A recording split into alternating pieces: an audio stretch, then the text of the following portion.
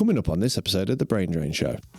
I'm going to say something pretty controversial. There's a massive portion of Rom's history that is not in that documentary. He got bitten on the lip by a rat or something like that, and his lip was like, it was huge. Anywhere concrete and dangerous, he loved. First year of skating, I went to Southbank.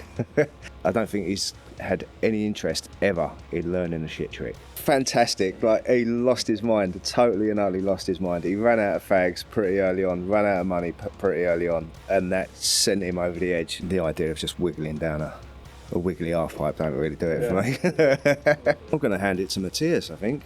Like frontside blunt in the half pipe there, way back then, on about 3 different occasions. Didn't take a slam. Like, I think people would do that, especially back then. You do it once, why would you do it again? The rain was coming through the tent. He had trod in dog shit as well. Walked it through the tent. Helicar said, do you want to get involved with this test and research program for Adidas? I would have loved to have ridden for Unabomber. There's this guy Banksy. Have a look through this like little booklet.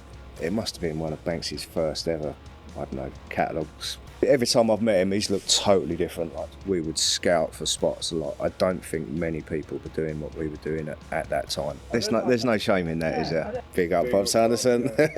There was a weird time when everything come to an end. I'd gone from one year being like the most paid photo incentive dude to nothing. You got the Red Baron, the Jumbotron, praise be to Biffin's Bridge, blessed be Gusset Meadows.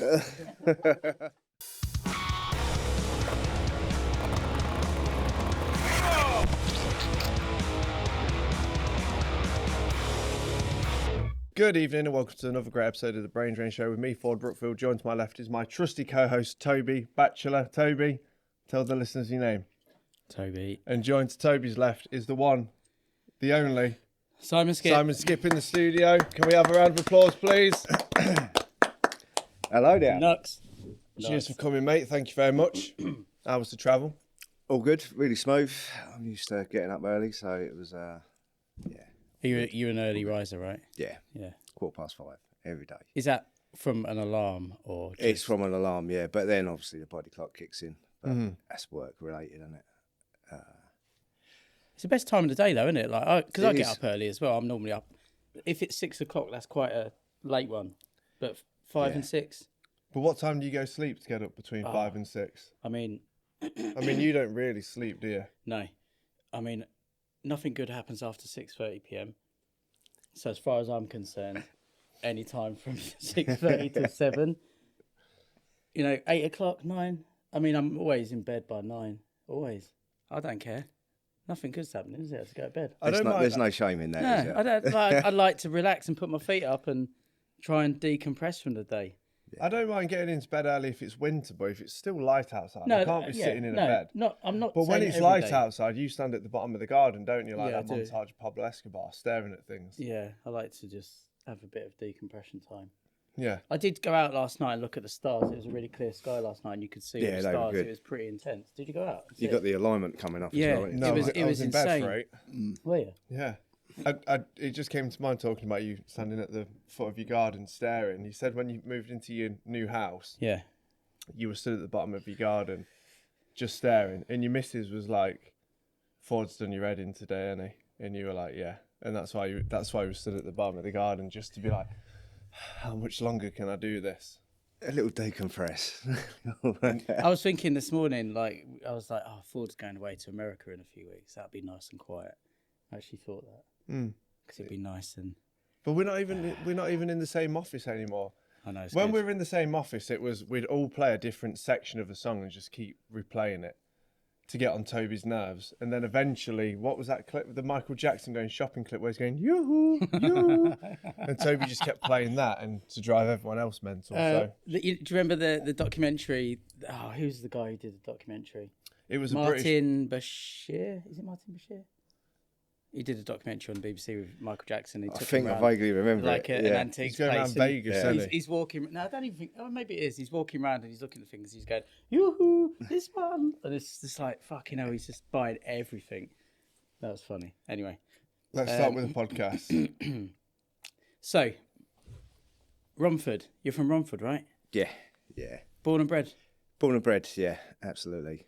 So, am I right in thinking that that's how you got into skating? Because obviously the skate park there is quite a big deal, I would have thought. I knew of it, but didn't really go down there. When I was in, must be junior school, a couple of my mates, they raced BMXs, so I was aware of it from a really early age. What sort of time are we talking then? Oh, man. What year? I reckon I was probably like, that would have been early 80s, so it only would have been open for a couple of years. Because it was open in 78, was I it? think so, yeah. Can you just Google that? Romford Skatepark. It's Oh, how do you spell Romford? I can't believe it. Skip's going to jump over that table in a minute and Poke your eyes out, breaking Romford legs. style. and Romford your face. Yeah, I was at primary school and I would see a guy every lunchtime riding past on a skateboard. Yeah. It looked like a decent one. It weren't like a silly little fiberglass one for the time, you know, it weren't like that. I think he had a decent setup. And eventually I got a BMX and started going over there. Do you remember the first time you laid eyes on it? Yeah, couldn't believe it. Yeah. Couldn't believe these dirty great big holes in the ground with no barriers around the top, and just thought, whoa. Yeah. So you was a BMXer there to kind of... I had a bike. I went there to You're ride not really a bike. a BMXer at that age, No, you're just kind of doing a bit It's of just one of those everything. things you do, isn't it? I mean, that would have been much later. I probably, I don't know, third year of senior school. I think that's when I first really encountered it. Yeah. I sold my bike and bought a budget board. I think it was a Shiner Night Surfer. And then I'd go down there and have a go. But the guy that I started up with, he gave up pretty quickly, and it was like, what am I going to do? Didn't go down Rom. I went to Southbank. The first year of skating, I was going down there, just meeting all sorts of people down there, really.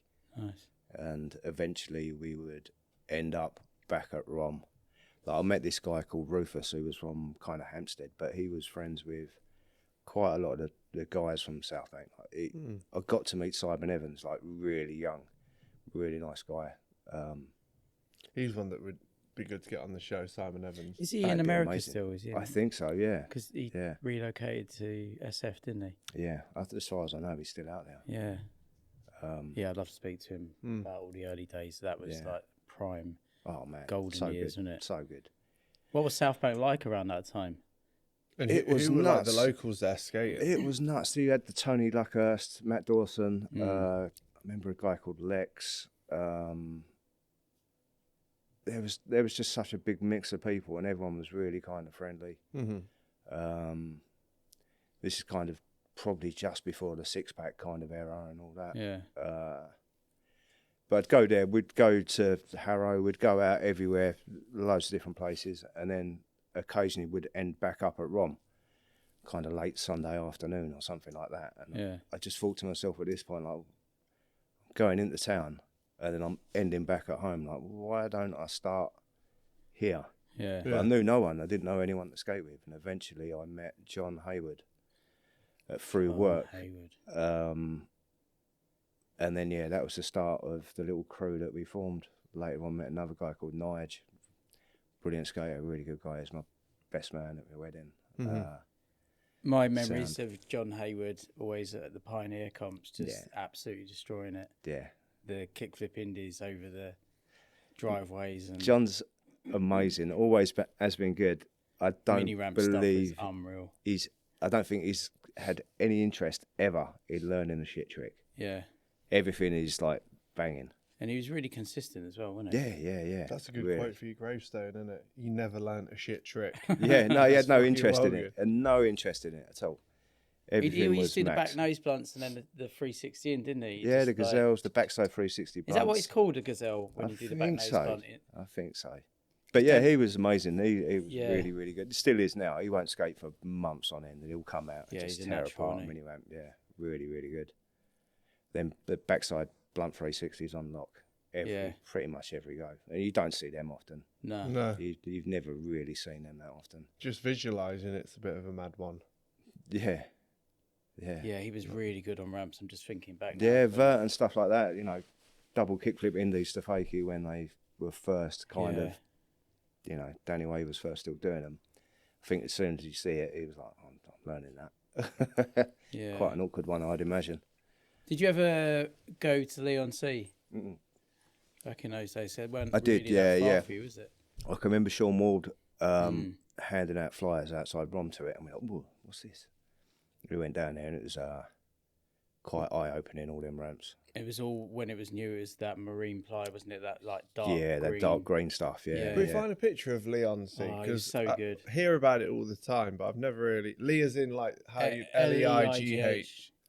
There was 2 phases of the build. The Yeah. original phase where everything was lined up in rows, and then you had the second phase where it's more like hips and stuff like that. It's a lot more skateable. I've definitely seen footage of it, 100%, but just trying to visualize. I just remember going to visit my grandma who lived in Southend, Right.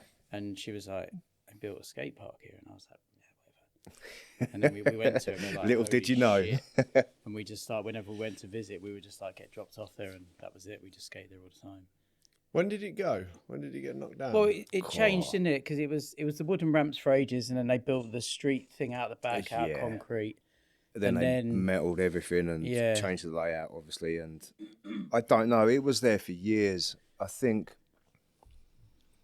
maybe mid to late 90s, I think it finally kind of gave up. I mean, it was in a terrible state by the time it went. And it was right by the seafront, so the sea Yeah. air probably made it Yeah. get fucked a lot quicker.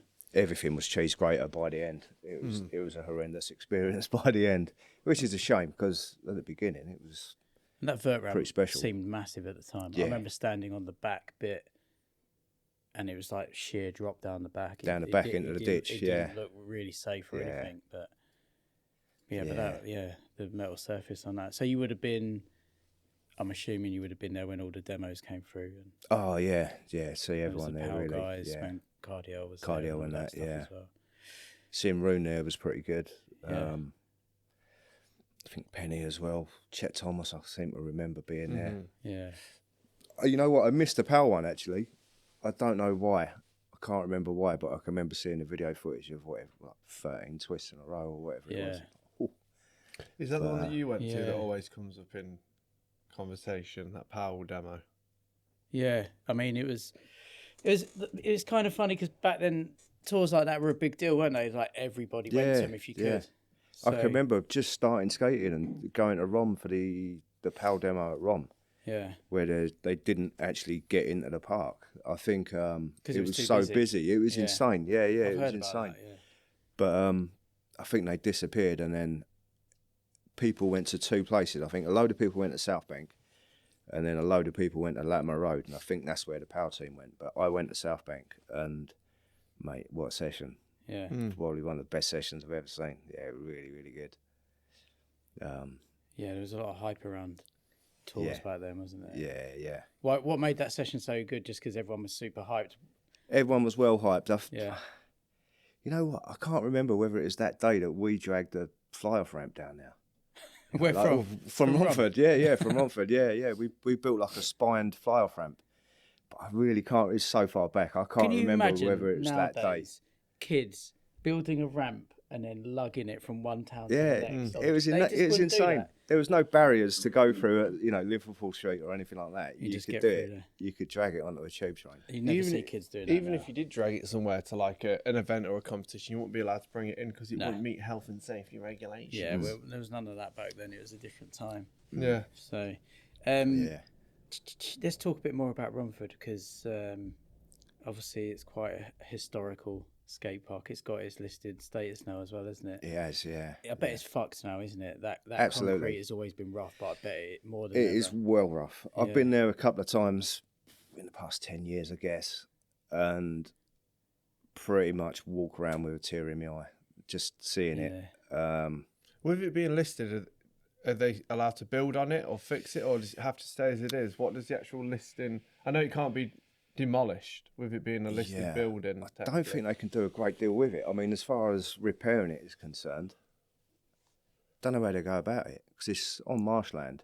Yeah. If you do what they done at Stockwell to it, it'd probably sink. There's a big crack going from one side to the other of the park, straight down the middle. It's like 2 tectonic plates.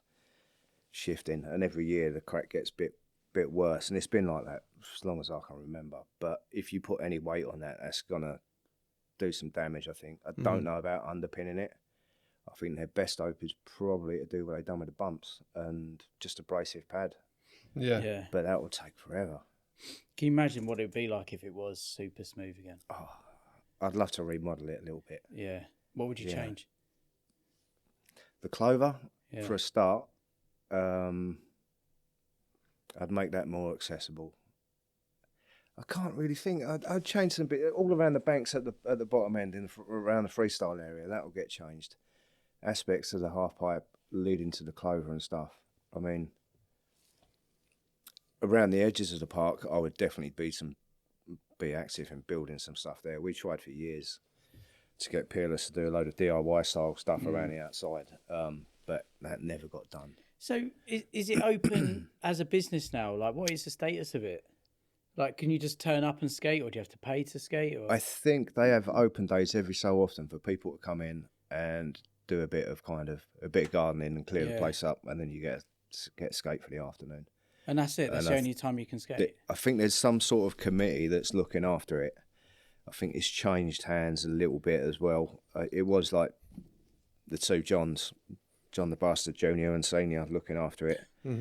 But I believe it's someone else is looking after it on their behalf. I'm not too sure because I haven't been down there, and I hear so much stuff coming from there.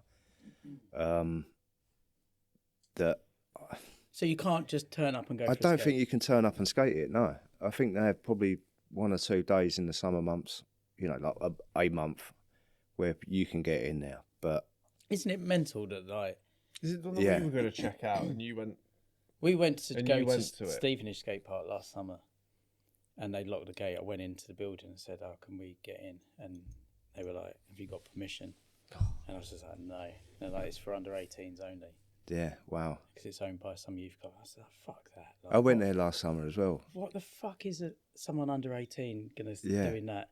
Like, it's Oh, it's fucked. insane. Yeah, no Like, one. What is like? Just open it and let people go skating.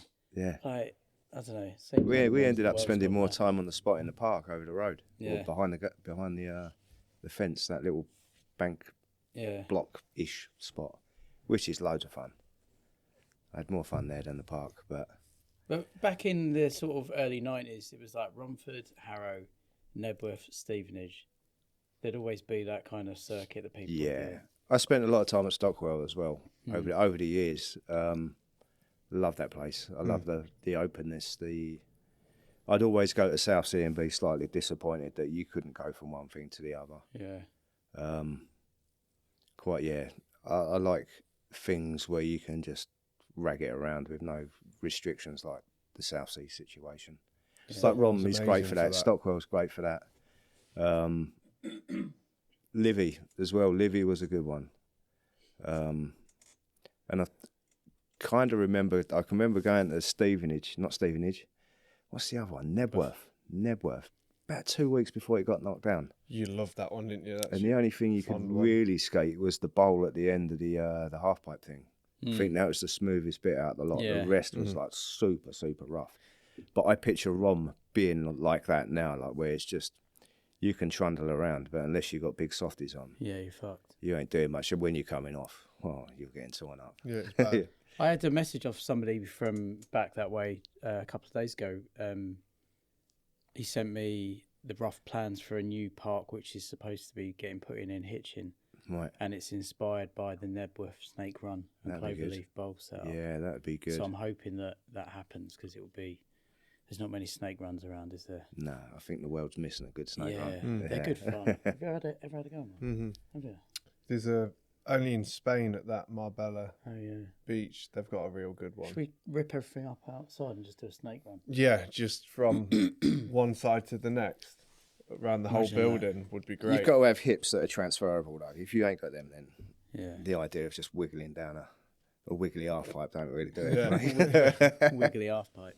Yeah, I guess it would have been 95, 96. The last snake run I skated was the one at the Munster Bowl. But that was like metal coping and not like proper rolled lip concrete ones like they were back in the day. But Was that kind of modular as well? Instead of no, it wasn't. kind of poured it. To me, it looked modular with the big drops expansion in joints in it sections, and stuff. Yeah. It was more just went that way, then went Yeah. that way, then that way. It wasn't like Yeah. I mean, it looked fun for the time. It looked, as far as, skate park design was pretty basic and dark back then, wasn't it? Yeah. There weren't much experimentation. no, hardly anything. I feel like skate park design now's kind of gone a little bit flat, isn't it? Actually, what am I talking about? The last snake run I skated was that one out near Matlock here. I can't remember who built it. It looks good. When you turn up, it don't work. No. Like the corners are too tight. I didn't even know that there was one. It's not. You can't get speed round it. It's a bit. It's like a Fisher Price snake run. Yeah. It looks good, and you actually have a go on it. You're like, actually, shit. It's like the one at Rom. The first few corners, you're holding on for dear life. Yeah. It's great, and especially if you would go from the top of the hill and hit it, and then obviously, later on, we worked out how to jump all the hips or the majority of the hips, and then with Matthias, his arrival, doing it all the other way, like uphill. It takes a bit of working out, but like that, I think Matthias's arrival changed a lot. But I'm sure we'll get on to that later. Yeah. We'll talk about him and all that kind of stuff. But just before we go back to what we were talking about your early career and stuff, like what's the gnarliest thing you've seen with your own eyes happen at Rom? Because you've had some heavy hitters go through there in the past, haven't you? It's a tough one. That's a really tough one. I think there's gnarly and there's really kind of enjoyable. I think seeing Bob Burnquist standard, just skating the concrete stuff. He padded up and it was good, but it weren't that impressive. But he did ollie the gap in between the half pipe to the mini ramp. That was pretty shocking. Mm-hmm. But I'm going to hand it to Matthias, I think. Like frontside blunt in the half pipe there, way back then, on about 3 different occasions. Didn't take a slam. Like I think people to do that, especially back then, you do it once. Why would you do it again? That's what I'm like now. Why would you risk it? Like 3 different occasions. Crazy. Absolutely crazy. What was the build up to him ending up at Rom so much? Because did he like move there permanently or? No, it's just I lived there, Clown, and that's what he liked. He had, he really did open the place up. Yeah. It was right up his street. Anywhere concrete and dangerous, he loved. Of course, it inspired a lot of other people. I'd been skating there for years, and I'd never quite got to grips with the way he skated it. Like, it was an eye-opener, and that really inspired me to try other things. Like, there's a lot of transfers there that had never been done until we really started hitting them. Yeah. Some bad boy ones as well, like out of the clover into the half pipe. No one had done that till Matthias had done it. I think Scotty done it on a jam day as well. I think Matthias done it and Scotty followed him up. And also there's another one that I wish I'd filmed it at the end of the half pipe into the big hip. That was another really. I looked at that the last time I went there. I thought, I can't believe I've done that. And I never filmed it, never took photo of it, nothing. That's sometimes the way, though. It's just, It's almost better sometimes that things won't film because it just lives on a bit. That's the story of my life. Yeah. That's the story of my life, man. Have you ever been to Rom? I don't think so, no. You should go there. I think you'd like it. If you can get in with one of these open Get days some where you do some gardening. pictures of Romford up for us then so I can see if I can. It's a really special place, isn't it? Like, for it to still be there as well. Like, Yeah. I think it really kind of worked out well with people taking ownership of it. I think the first year of it being there, it was a council park, and then John Greenwood took it over. I know the one. And proper Deaf Squad park, and you see there's footage of the Deaf lot skating that bowl. Yeah.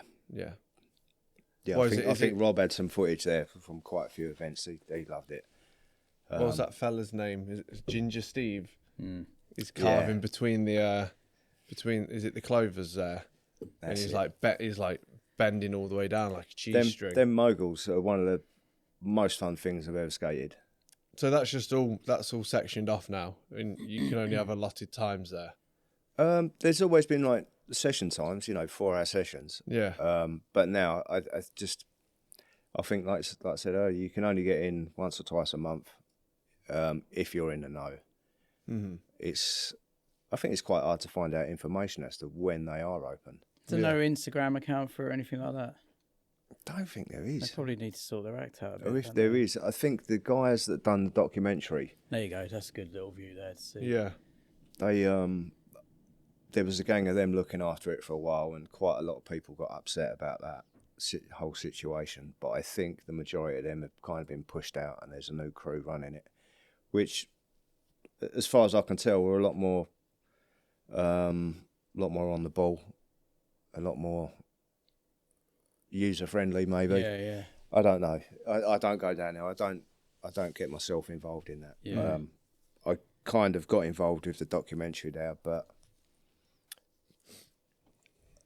I'm going to say something pretty controversial. Yeah, in the sense that there's a massive portion of Rom's history that is not in that documentary. Why? No idea why. I've got no idea. But the peak time that it got used, when it was fully thriving with a local scene, is not in that documentary. The early 90s is not there. I can understand the lean times in the late 90s, it not being there, because it was pretty dead. If you're a BMXer, it was great at them points. But as a skateboarder, it was dead in the late 90s, mid to late 90s. But before then, it was thriving, absolutely thriving. Really good scene with some crazy skateboarding going on. And they had access to all the footage, and I don't know why they didn't use it. It's quite, I don't know. Who made the documentary? Is it out yet? It is out, yeah. It's been out for a few years. I haven't seen it. Have you seen it? No. I got commissioned to do a bit of artwork, a bit like a carving for the 40 years of Rom. Yeah. Then they had a big exhibition in the Heathen Museum in Romford itself. Mayor come and opened it and stuff, and yeah, it was good to see. It was a good little thing. Who was coming up in Rom around that time when you were skating it? Because like Ramers was there quite a bit, wasn't he? I would say that's later on. That was after the Matthias killing spree. Yeah. But before then, you had the Rom crew and the Leigh crew, and then further out you had Colchester, Chelmsford. All those guys would come through. So it's Nick Ramon, isn't it? From yeah, we'd see him every so often. Is he from Chelmsford area? He's from Chelmsford way, yeah. He's unreal. But you'd see Smithy there occasionally, just before he got on Blueprint. You'd see him quite a lot when he was quite young. Who else? Obviously, like the Leigh guys. This is early 90s stuff like Jamie Dring, Barry Dring. Jamie Dring, Barry Dring, not so much. Lewis Childs, Sean Ward, Lewis Childs, not John Pearson. Yeah, there was quite a few guys that would come down. It was Jamie good. Dring had the best back nose blunt. Oh man, Jamie Dring had Stars from Mars. Really good. Did it so good. Yeah. He was sort of popping out of him before he landed in it. Yeah. So quick. So there was quite a good scene around there then, back in those days. Yeah, I mean, also you had all the guys from London coming out as well every so often. That'd be quite interesting. See all the pure street skaters coming over and seeing what they could do over there. It just generally turned into a bank session, flying out the banks. Yeah. Which were always good. It's good fun to launch yourself over things. Yeah, absolutely. When did you? Because you went to university in Reading, right? Yeah. I went So there you probably moved away. 94, I think. What were you studying? I studied fine art. Okay. Studied that there. Which leads on to the carvings and stuff. Yeah, We'll talk about that eventually. in a bit. Kind of, Reading was an eye-opener. I got there, going from a dead kind of 5-6 of us skating in Romford to a fully thriving scene in Reading with many different groups from the surrounding areas as well. Who was killing it back then in Reading? Oh, there was a guy called Jez who used to work at the local shop there. He was good. Another guy called Damien. There was loads. It's hard to say. It's Simon Lewis as well. Like after a couple of years, he kind of started coming through. There's just too many people to mention. And obviously, I got introduced to the guys down in what do you call it? Where French is from. I met French when he was really young. Aldershot. Yeah, we'd go down there. There was a great DIY down there. Reading's prime location for travelling around. Yeah. You know, it's short distance to Aldershot, Bristol, Bath, Oxford, Milton Keynes. That, for me, that changed the game. I had a really, really like insignificant timetable. Probably about, I had to be in for 3 hours a week. That was it. Like we were free to do whatever we wanted. After that first year, we could do whatever we wanted, whenever we wanted. Mm-hmm. Studio was open 24 hours a day, and we can go middle of the night, do what we wanted to do. How long was you living in Reading for? About getting on for 5 years, I think, in total. It was like a 4-year course, and I stayed all of the summer and a little bit further in. Yeah. But skating every day, you know, it didn't matter who was around. I'd skate with whatever group was about, and kind of. I don't think I've ever skated Reading or been to Reading. Yeah, it's. I think it's changed over the years. There's been a lot of redevelopment. There was never a park when I was there until the last year. There was no parks or anything like that. I think the nearest mini ramp was Henley, which was pretty good. But there was a lot of abandoned warehouses in the surrounding areas. I think there was what was it? I think it was an abandoned police riot squad training ground. Mental place. I think it was like near Greenham Common, somewhere like that. Mm-hmm. Then you squeeze in for a little hole in the fence. There'll be upturned cars and like Escape from New York style barricades everywhere, shotgun shells, all sorts of stuff on the floor. It was pretty like eye-opening what was there. And then one little warehouse with a load of ramps in it and stuff that people had built. That was really good. But there was quite a lot of that going on. There's quite a derelict building. We'll have a bit of that. Yeah. Get in there. Similar to what French was saying on his episode, like round Aldershot, it's like any time you've got a derelict building, someone's building something in it, and they're building it good as well. Oh, yeah. That one in Aldershot was great. That's another one. You don't really get many warehouse spaces now, do you? The last one was Birmingham. But I think as soon as you're in there now, they've got security around them, derelict buildings and stuff like that now. I mean, they always used to have security, but I don't know, it seemed people were a bit more relaxed. Back then, I think they were, yeah. I think you could get away with a lot more, it seemed, back then. The building's boarded up. Why do they need to go sniffing around it? It's boarded up. Yeah. Bunch of animals inside going nuts building ramps, but they didn't care. There was one in Milton Keynes, probably mid-2000s, right near the bus station. And it was like second floor of, I think, what used to be like a carpet warehouse or something like that. Mm. And that, I mean, you'd go in there a few times, there'd be like 50 plus skaters in there. Yeah. And you just got away with it for ages. We had an old MFI at Lakeside. Mums have just dropped their kids off while they do the shopping and be nuts inside. Yeah. Go on, darling, go inside that abandoned building. With those grown men. With these skateboards. Mind the human feces on the way around the alleyway, you'll be fine. There's that spot, I think it's in Reading, it's like Red Brick Bank. Is it Reading? Oh, Red Brick Bank near the river, maybe? I don't know. I just remember seeing it and always thinking it looks rad, but apparently you could only skate it on Christmas Day because security was there all the time. Wasn't a hip, was it? No, just red. Oh, I don't know.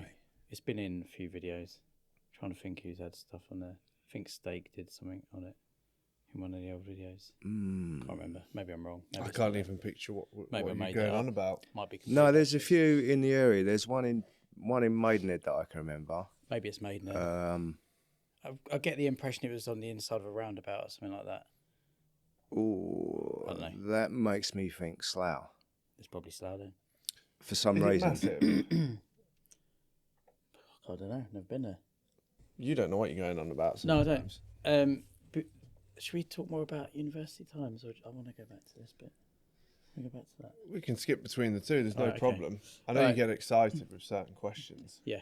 We'll come back to more Reading stuff in a bit. And or do we want to talk about this stuff first? That Reading time was pretty special because that's around the time I started travelling. Okay. And did But- that then equate to getting hooked up? Yeah, absolutely. How did it all happen? Yeah. Talk us through that. It's kicked off when there was a big kind of demo kind of thing that happened in Chelmsford. I think there was like a vert ramp there, and Omar and Alf come over to do demos. Alfonso And Ross. there was I think Rad done an article on it, and my brother ended up meeting a guy called Fungus. I don't know if you remember that name, from Shrewsbury area. He comes from like Whitchurch, just north of Shrewsbury.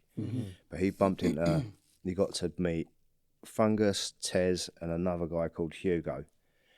And after the festival, they stayed around at our place. I didn't go to this demo thing at all. I was doing whatever I was doing. And they come around, they stayed at my place for the weekend, or the rest of the weekend. And Fungus was, come up and stay with us. It's like, yeah, all right, I'll have a bit of that. So I guess a few months later, me, Haywood, and another friend, we went up there. And it was great. I believe it was the same time as the Plan B demo At Shrewsbury. come along. Yeah, at Shrewsbury. So And it was on that we went Sean from... Sheffy. Pardon? Sean Sheffy was on that. Pat Duffy. Yeah, Mike Carroll. Sal Barbier. I can't recall seeing Sal there. I think he might have been. He must have been there. I seem to remember seeing something of him on the spine ramp. I don't know, but we'll look Yeah, into definitely Rick Howard. The Yeah. ones that stood out to me, I think, at the time were Rick Howard, Mike Carroll, Danny Way. I think Colin McKay was there, maybe. But Rick Howard was great. Mike Carroll was great when he skated. But yeah, we from Shrewsbury area, like Whitchurch, we travelled over to Birmingham.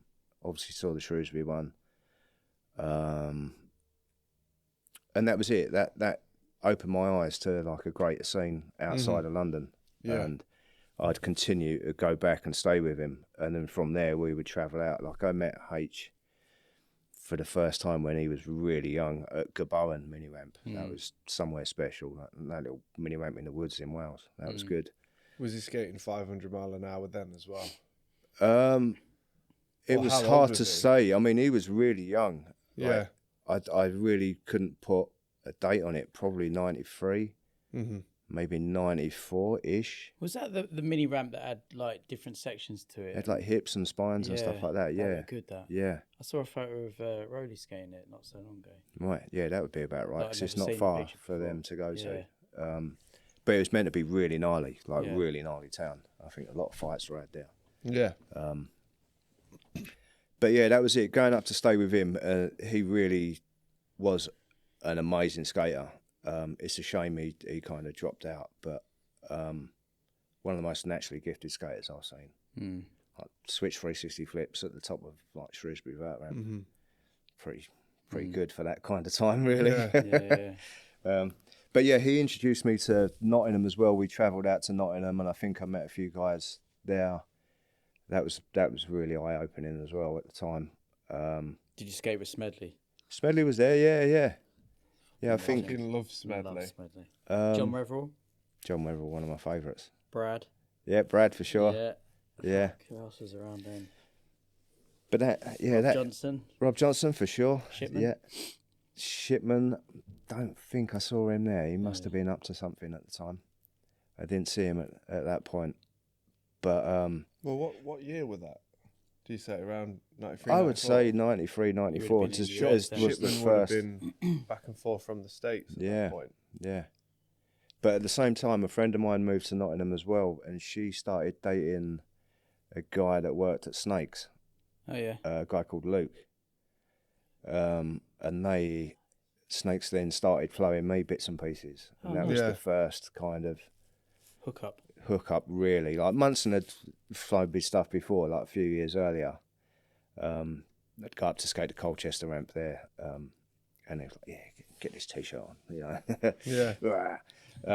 That's everyone's Sergeant impersonation of Munson. Munson, isn't it? They Yeah, say something and they yeah. go, "Ugh," after, It's like- good though. I mean, back then and even now, you know, he'll get a session going for sure. Yeah. He No, still yeah. does it. Yeah, Every time he's rad. Every time his partner Kate, her parents live just down the road, so they pop in quite a bit. Every time he comes in, he always gets a session on.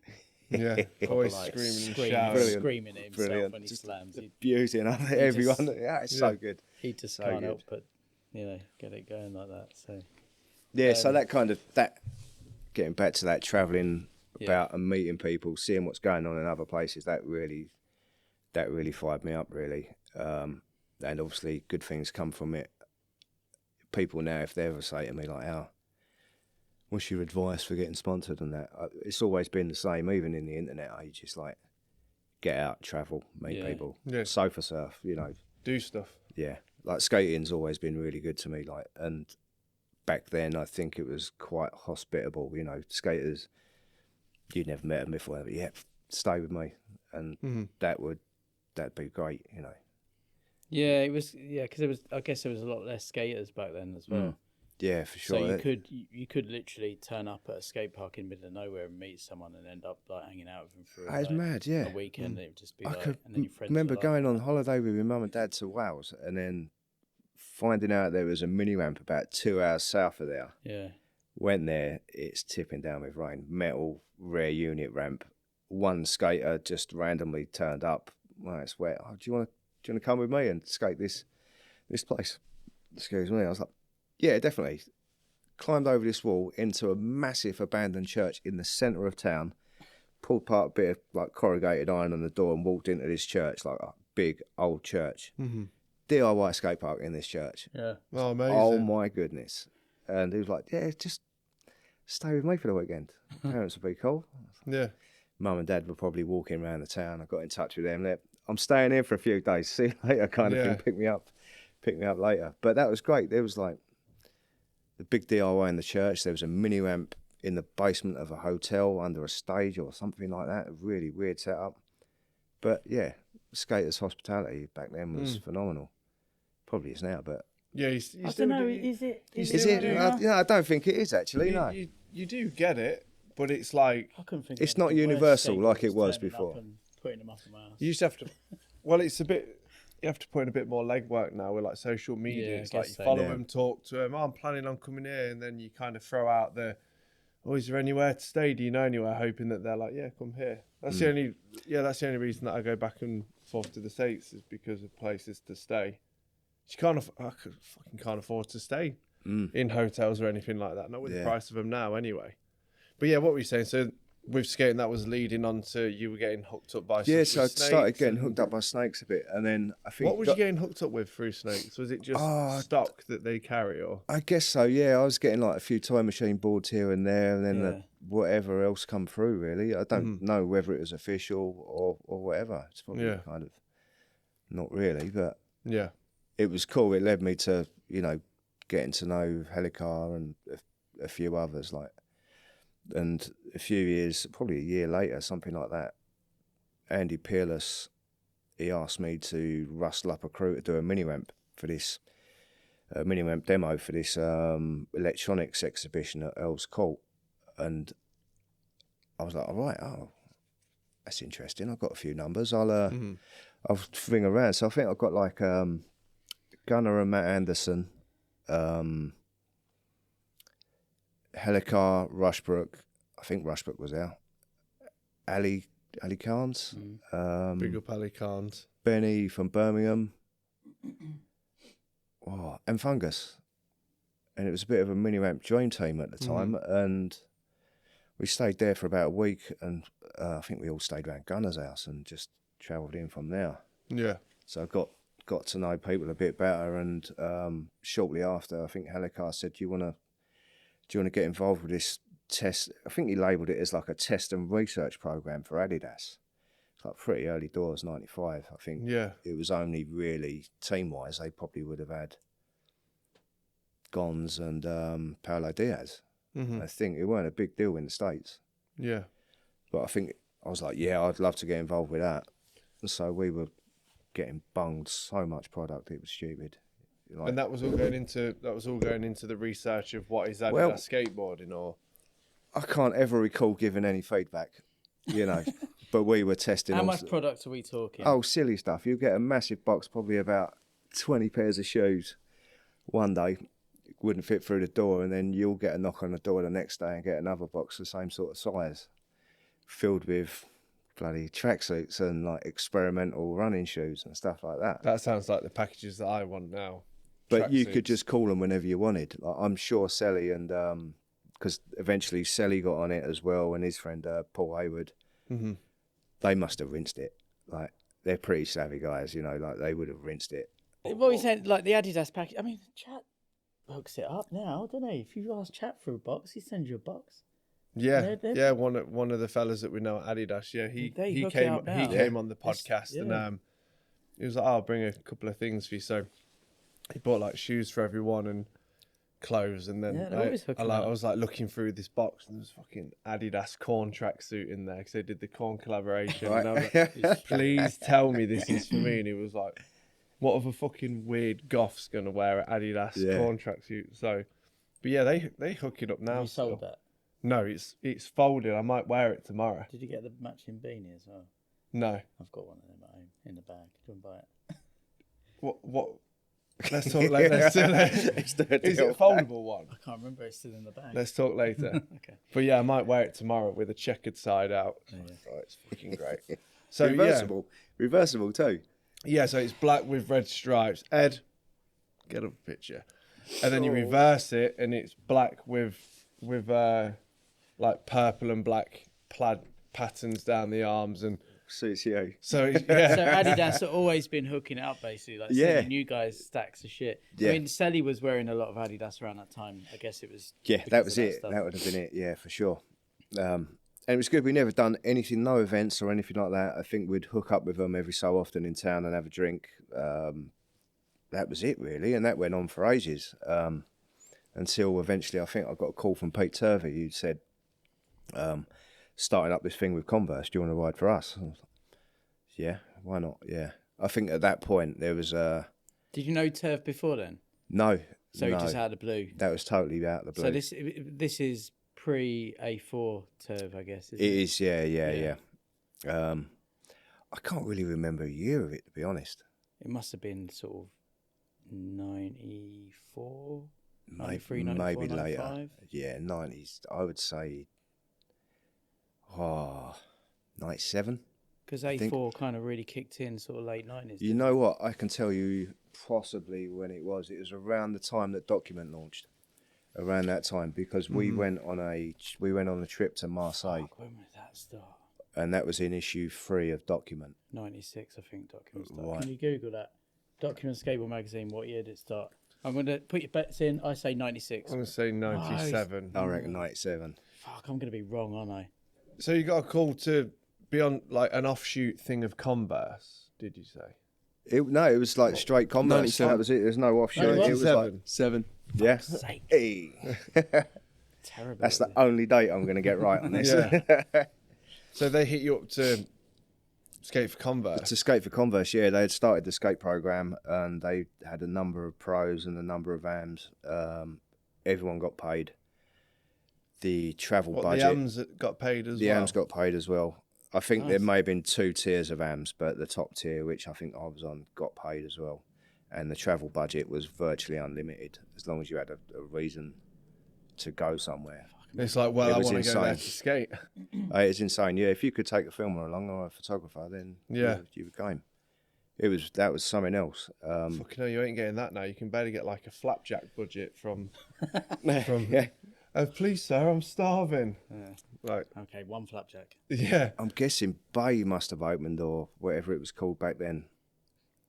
Because I think around the same time. PlayStation Park. Yeah. I think 96, I might have had a Haunts in Sidewalk. Mm-hmm. I think that's when that kicked off. And I had a call from Jeff, who was team manager of Howies as well. So I started getting Howie stuff and Adidas stuff. And may have still got the odd board from Snakes. Mm-hmm. And that was pretty cool, starting the Howies thing, pretty early doors. Where was Howie's based? They were based in Dalston. I'd done a little bit of work experience there, like one day a week for a little bit, packing boxes and stuff. And I think at start it was me, this guy, a Swedish guy called Frederick, and Pritchard. I think it was just the 3 of us on the team to start with. And then Eventually, Chesson was on, Will, Chris Oliver, maybe Brian Jones, maybe not though. It was quite a small crew, but it was good. That was start of something pretty good, and that was really around that sort of time I started getting photos in the mags as well. Were they paying you as well? Howies, no, they weren't. I think we might have got photo incentive back then, a little maybe. But yeah, I think the main income was really through doing demos for Peerless, and through Converse as well. So is this while you're still at uni? This is the I guess Adidas is the tail end of uni, and then shortly after was Converse, Right. And that's Yeah, when things started kicking off. Yeah, because I was after wondering uni, what the time was there, because I didn't know if you were just like secretly getting both at the same no, time. not at all, not at all. Yeah. There weren't really a relationship with Adidas at the time. It was all just like speaking maybe to a PR girl or something like that. It wasn't a setup. There was no real structure. There was no team meetings or going out and doing things. There was no demos or tours or anything like that. It was just for 3 or 4 guys, 5 guys maybe, getting stuff, kind of repping their stuff really.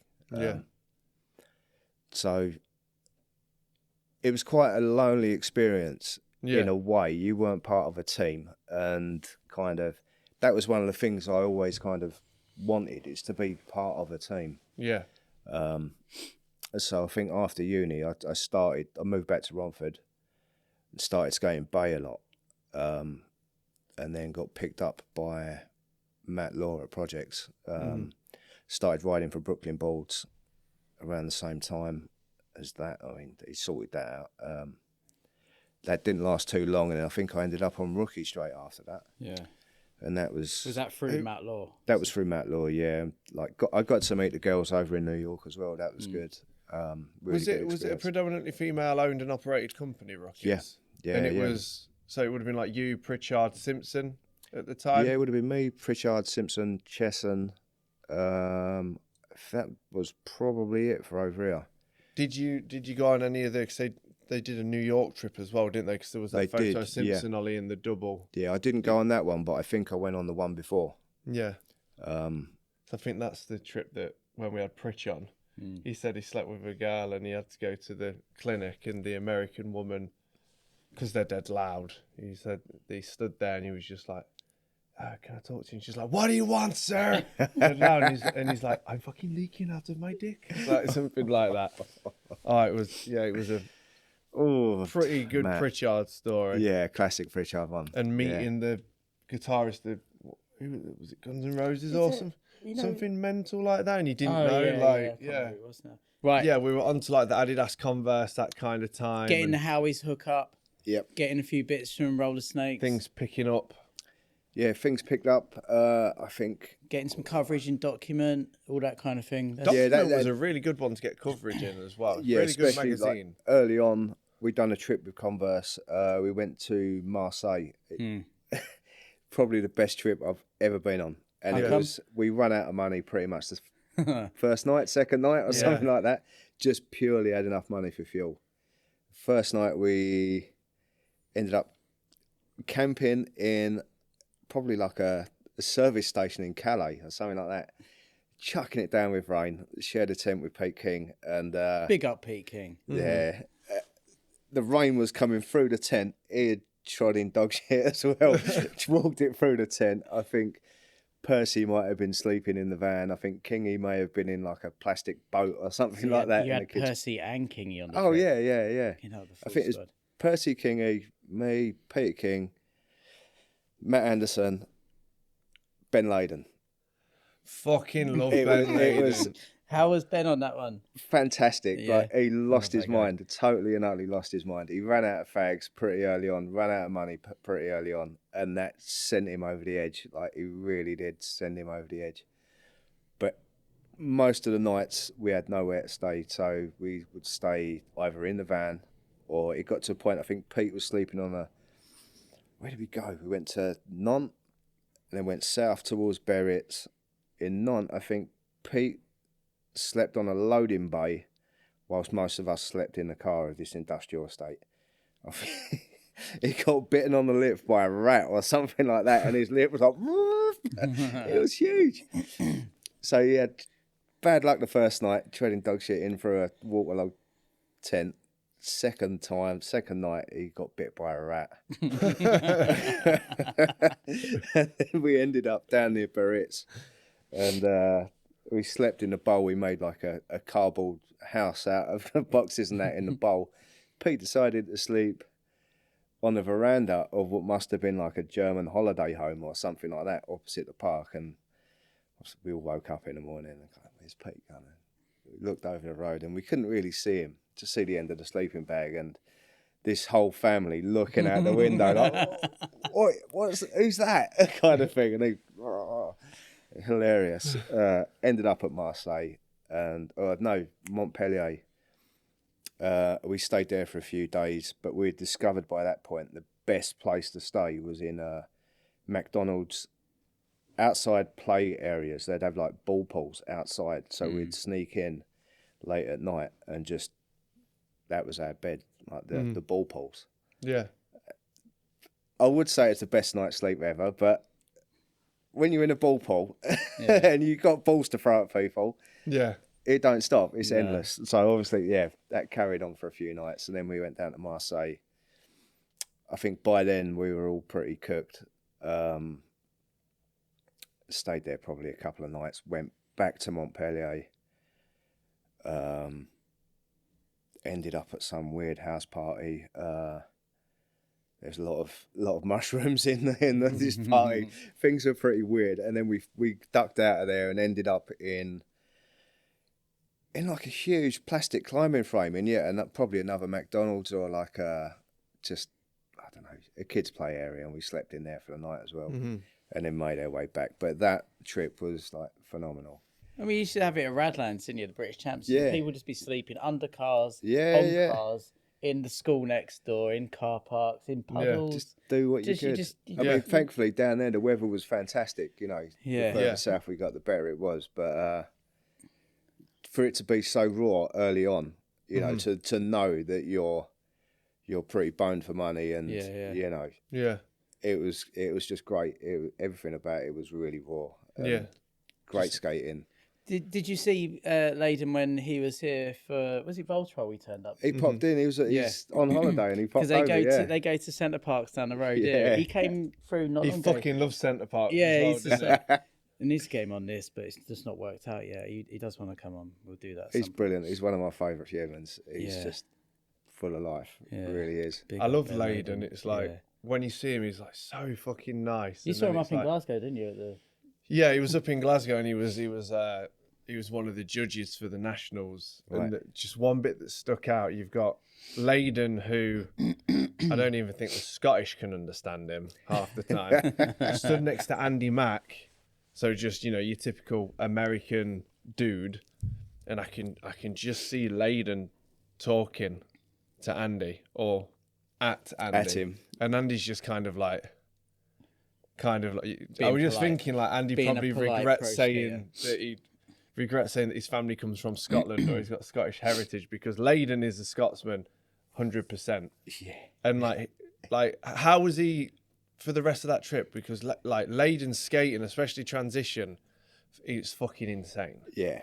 He's insane. He was just wild. He just like really on edge all the time, knowing that he's run out of money. He's run out of fags. The opportunity to get food is pretty slim. Yeah. We're eating baguettes and cheese most days. The cheap European diet. The bread and butter.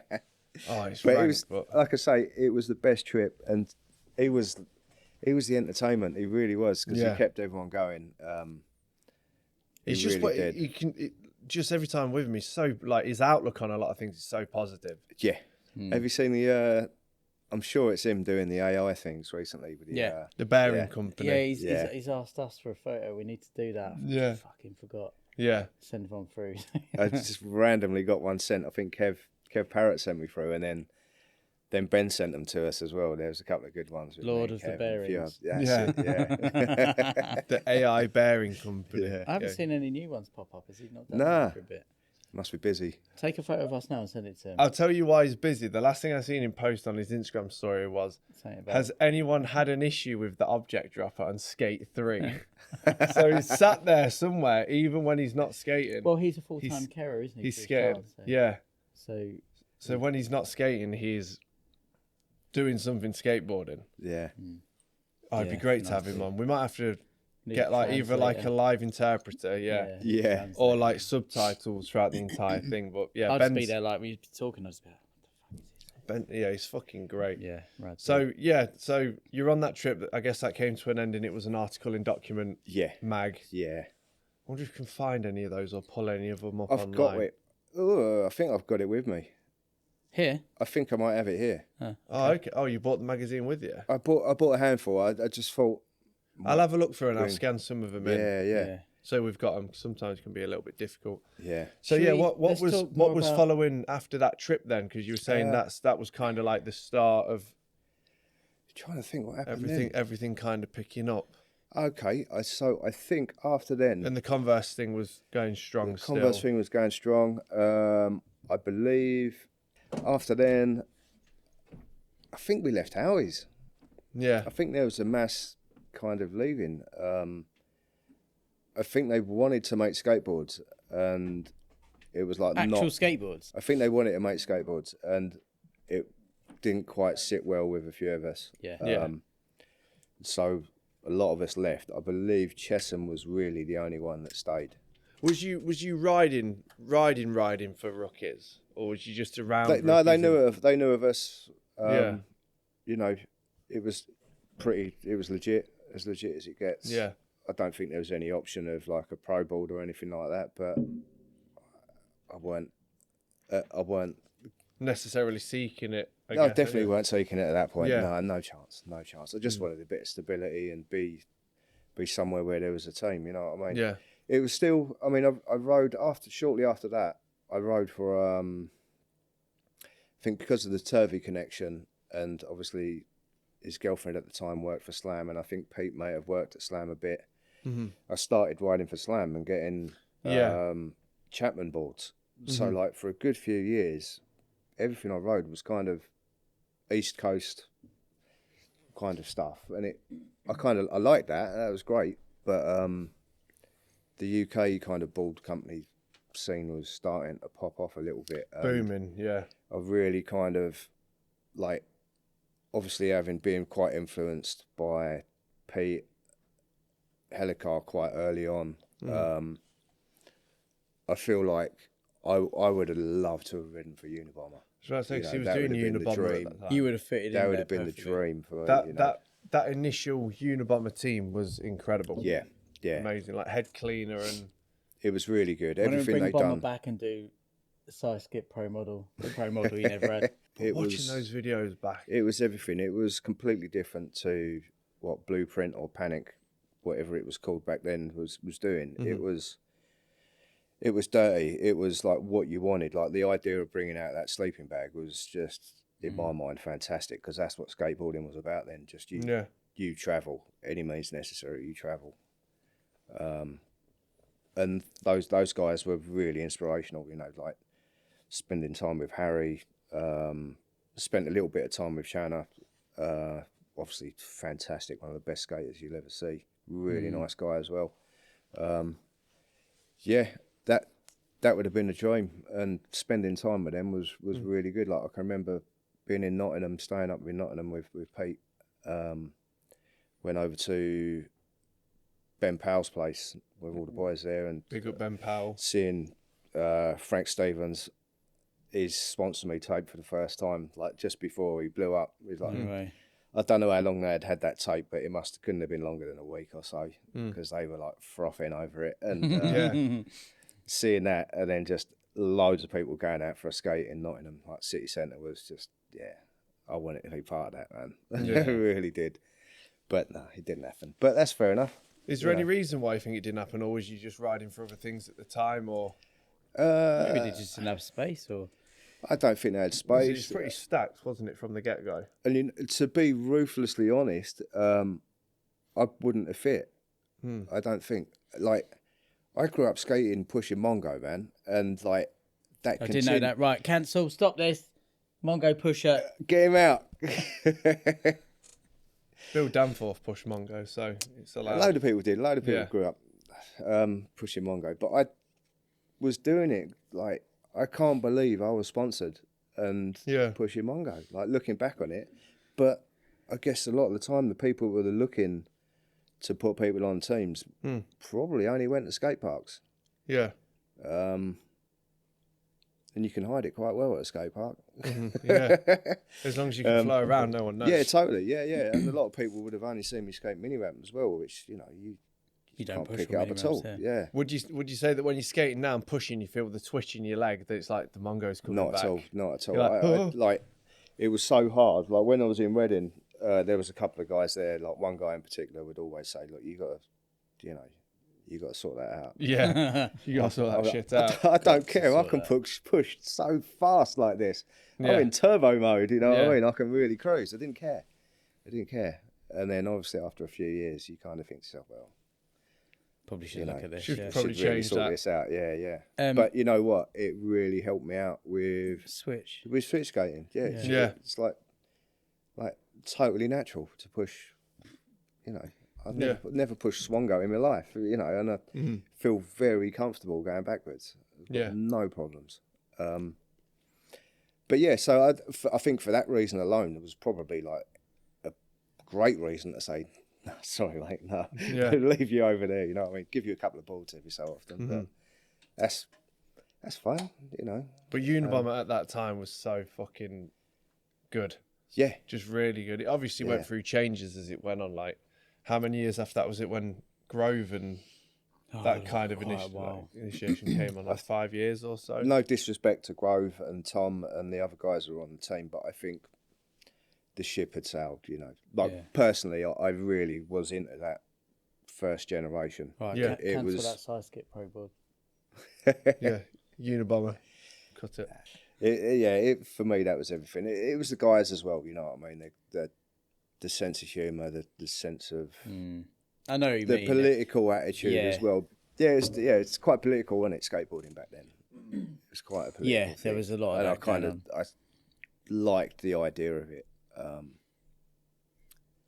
So I think after riding for Slam and stuff, and Chapman,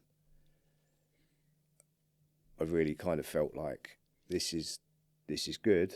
I'm grateful for it all, but I want to be part of a team. Yeah. I want to be part of a team that are going to be doing things, Yeah. active, and it weren't really happening.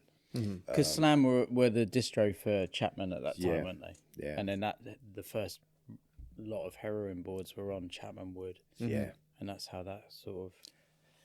I think. But that was just a flow thing, I'm assuming, I right? guess so. Yeah, I don't think anyone at Chapman knew anything about me. I think I started getting trucks from there. Got all sorts from Slam, really, obviously, as you would do. But I ended up riding them terrible Orion trucks that just don't turn, and that I'd say that put me back. Like that's really put me back riding them trucks. They bought Mongo back for you. Yeah, yeah. So then I sussed out that I can get Destructos, and that changed the game. I was back progressing again. Yeah. Who actually owned Orion trucks? Who is it behind that? No idea. But bad move. But me and Jeff were talking about starting a brand up. We were going to do, Mongo pushing skateboards. yeah, Turbo Mongo, Turbo Mongo brand. But no, we were going to start a brand that kind of done wheels and random bits of like furniture, like limited run furniture. All right. Really weird idea, but that's what we were into doing. And that was part of the reason why we went over to back to New York, just to source urethane and stuff. Yeah. But eventually that didn't happen. And then I got a call from Jeff one day. I'm going to start a brand. I'm going to do it. It's going to go in a different direction. We're going to do a board brand. Come over, have a look at some. I've got some logos here. Like, okay, I'll come over. I had a look. There's this guy Banksy. Have a look through this like little booklet. It must have been one of Banksy's first ever kind of I don't know, catalogues as such. Have you met Banksy? Yeah. So you know who it is? Yeah. Yeah, you could say that, yeah. Mm-hmm. Okay. Every time I've met him, he's looked completely different. It's not Tony Hart, is it? No, There's a conspiracy theory. It's not Neil Buchanan. Is it Neil Buchanan? One of them. Yeah, no, every time I've met him, he's looked totally different, like completely different appearance. Clothing that he wears is completely different style. Yeah. Yeah. I've met him a few times. Not His not phone loads, like... Hell, But yeah, imagine having basically, Banksy's Jeff phone number. showed us a catalogue. What year was this? This would have been mid to end 99. Yeah. He said he wanted me to obviously ride for it and start looking for a team, get involved with making kind of decisions. You know, he dragged me into every kind of aspect of making decisions. What logos do we want to use? Stuff like that. So sometimes he'd listen to me. Sometimes he's got a strong idea of what he wants. How did the Banksy connection come into it? Did he know Banksy? He had met Like, Banksy. I think he had helped Banksy out with his first kind of Riverton Street exhibition.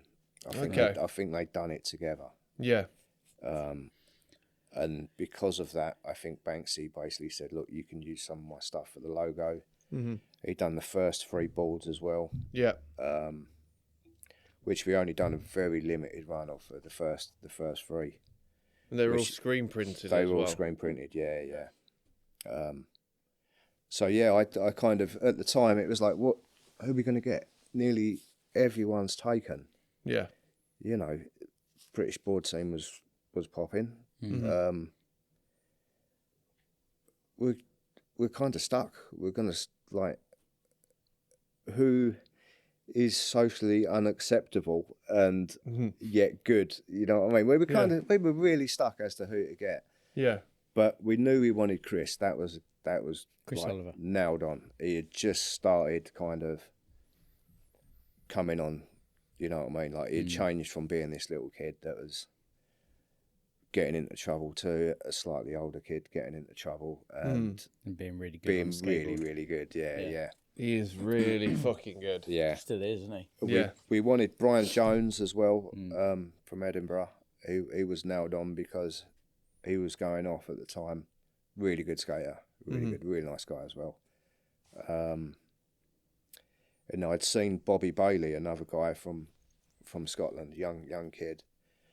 I can't think where he lives now. It's like kind of northeast of Edinburgh, about an hour away from Edinburgh, I think. Tiny he was at the time, but he's always skated like a man, like a full-on man. And as it happens, Matthias turned up on the scene around the same sort of time. I think he had flirted with getting on Deaf. I don't think Nick wanted him. I don't think Nick was too keen. I think he'd stayed at the Deaf house for a few days. Not made the best of impressions, I don't think.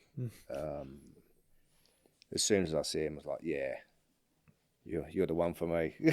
He's so good. So strange as well. And as a guy, he's very aloof. Where was he from, Matthias? Sweden. He's from the middle of nowhere, Sweden. And is he back in Sweden now? Believe so, yeah. I think he learnt how to weld and he's building skate parks when he's not travelling. Yeah. Yeah, so like he was an instant, well, definitely you're perfect misfit for us. Perfect. Yeah. Shortly after, Chris said, I think I've got someone. Okay, well, bring him out, we'll go for a skate. And like, I think it might have been me, a friend called Mash, maybe Kevin Parrott was there, I think. Shout out to Kevin Parrott. Massive shout out to Kev. Big up, Kev. I got to know Kev earlier on, like a couple of years earlier, probably around about 96, 97, something like that. Yeah. After I'd left uni and got skating bay nearly every day for yonks. He was the first person that I went to when I said, like, Skip's coming on. Just give us some pointers. Yeah. Then he sent, like, a book. Kev's always, as soon as I moved back to London area from Reading, I've known Kev. and he's been a catalyst for a lot.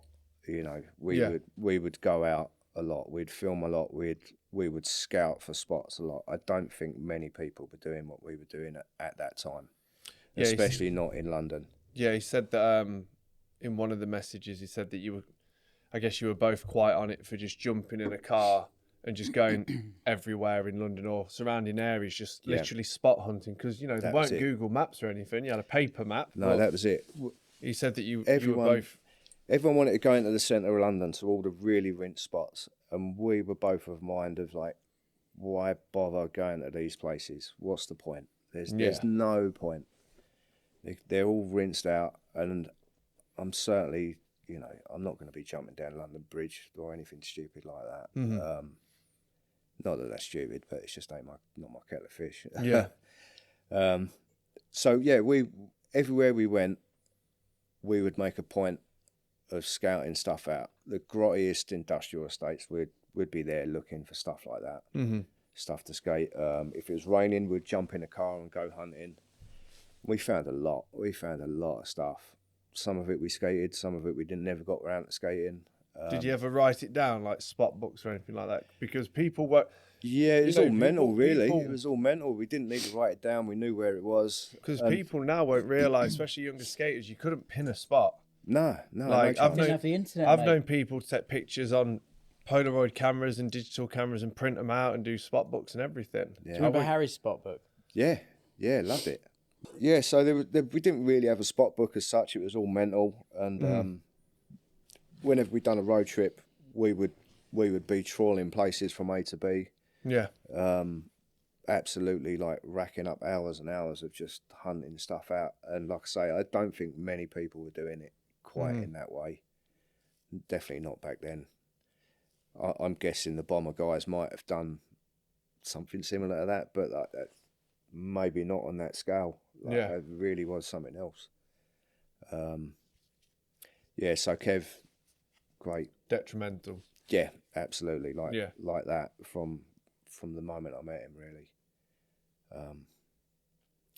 Was he like working for anyone at that time, or was he just? He was working. I think he was working at the skate park. He was working at Bay. Yeah.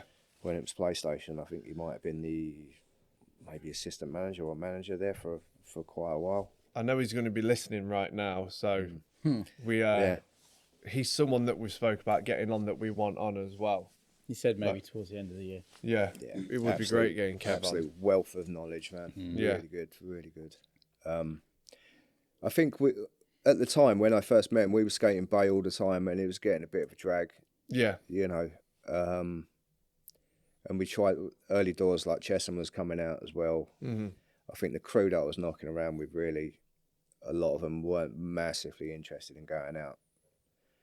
You know, hunting around Thamesmead and places like that for stinking spots. It's a lot of effort, isn't it?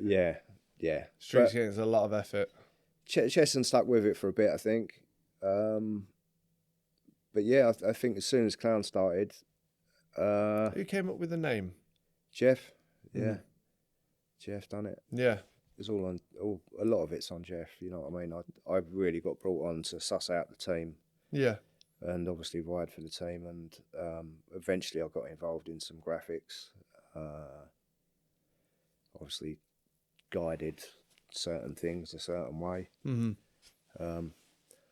Yeah, so I mean, getting back to one of the other early additions to the team, like Chris had called me and like, I think I've got a guy. It turned out to be Benny. We went out probably St Paul's area, filmed a couple of clips, and it was instantly like, this guy skates like nobody else I know. Nollie pop, incredible. Yeah, he had that, didn't he? Really good attitude. Heels. Like, massive shout out to Benny. Big up Benny Fairfax. Yeah, really good guy. Yeah, and I think we added another guy from Milton Keynes, like a young guy, Mark Callip. And things, that was it. I was in at the deep end then. I don't think for the next 8 years, I don't really recall spending much time at home. I was out every weekend, travelling to nearly every event, And if we weren't doing that, we were travelling somewhere to film or take photos. So were you looking after the team that you were like Yeah, the TM basically? yeah, I was the TM. And yeah, pretty much anything that any of the riders were involved with, I'd probably be there with them, just because it was a skate, you know what I mean? Was there any money coming from Clown as a TM? Was there? No, No. not at all. I ended up working, I think Nick Zorlak done the distribution for the first year, Yeah. and then we bought it in-house, and I'd done that, which was insane, really, like pre-internet-ish. Yeah. No, doing it completely blind. You know, we've got like black and white photocopies to hand out to the shops, and that is it. Yeah. Faxes. Yeah, Fax the totally, order yeah. over. It was like real nuts and bolts style, and managed to build it up a little bit. And eventually, towards the end, Shiner took it over as well. So at that point, that really helped out. Took a bit of weight off me, and I could get back to enjoying skating. But Yeah. At the height of it, how many boards were being sold? you know what? Even though I was selling them, I couldn't tell you. I couldn't tell you how many were produced or sold or whatever, but they seem to be flying out the door. Yeah. Like obviously certain collaborations. So we've done one with 2000 AD with Judge Dredd on there. Yeah. That was a really hot one. I wish I'd kept one of them. That was really good.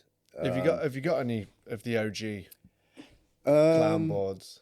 I've got one test board, Yeah. which is the Rorschach. We've done like a Rorschach test. I've got one of them, and I've got not the last series, which were the Pro boards, but there's a series before that I drew. I've got them. Yeah. I haven't got my own Pro board. I've got my brother's one hanging on the wall. So I haven't got much from back then. Yeah, strangely, should have kept hold of loads of stuff. You just don't really think about it at the time, though, do you? No.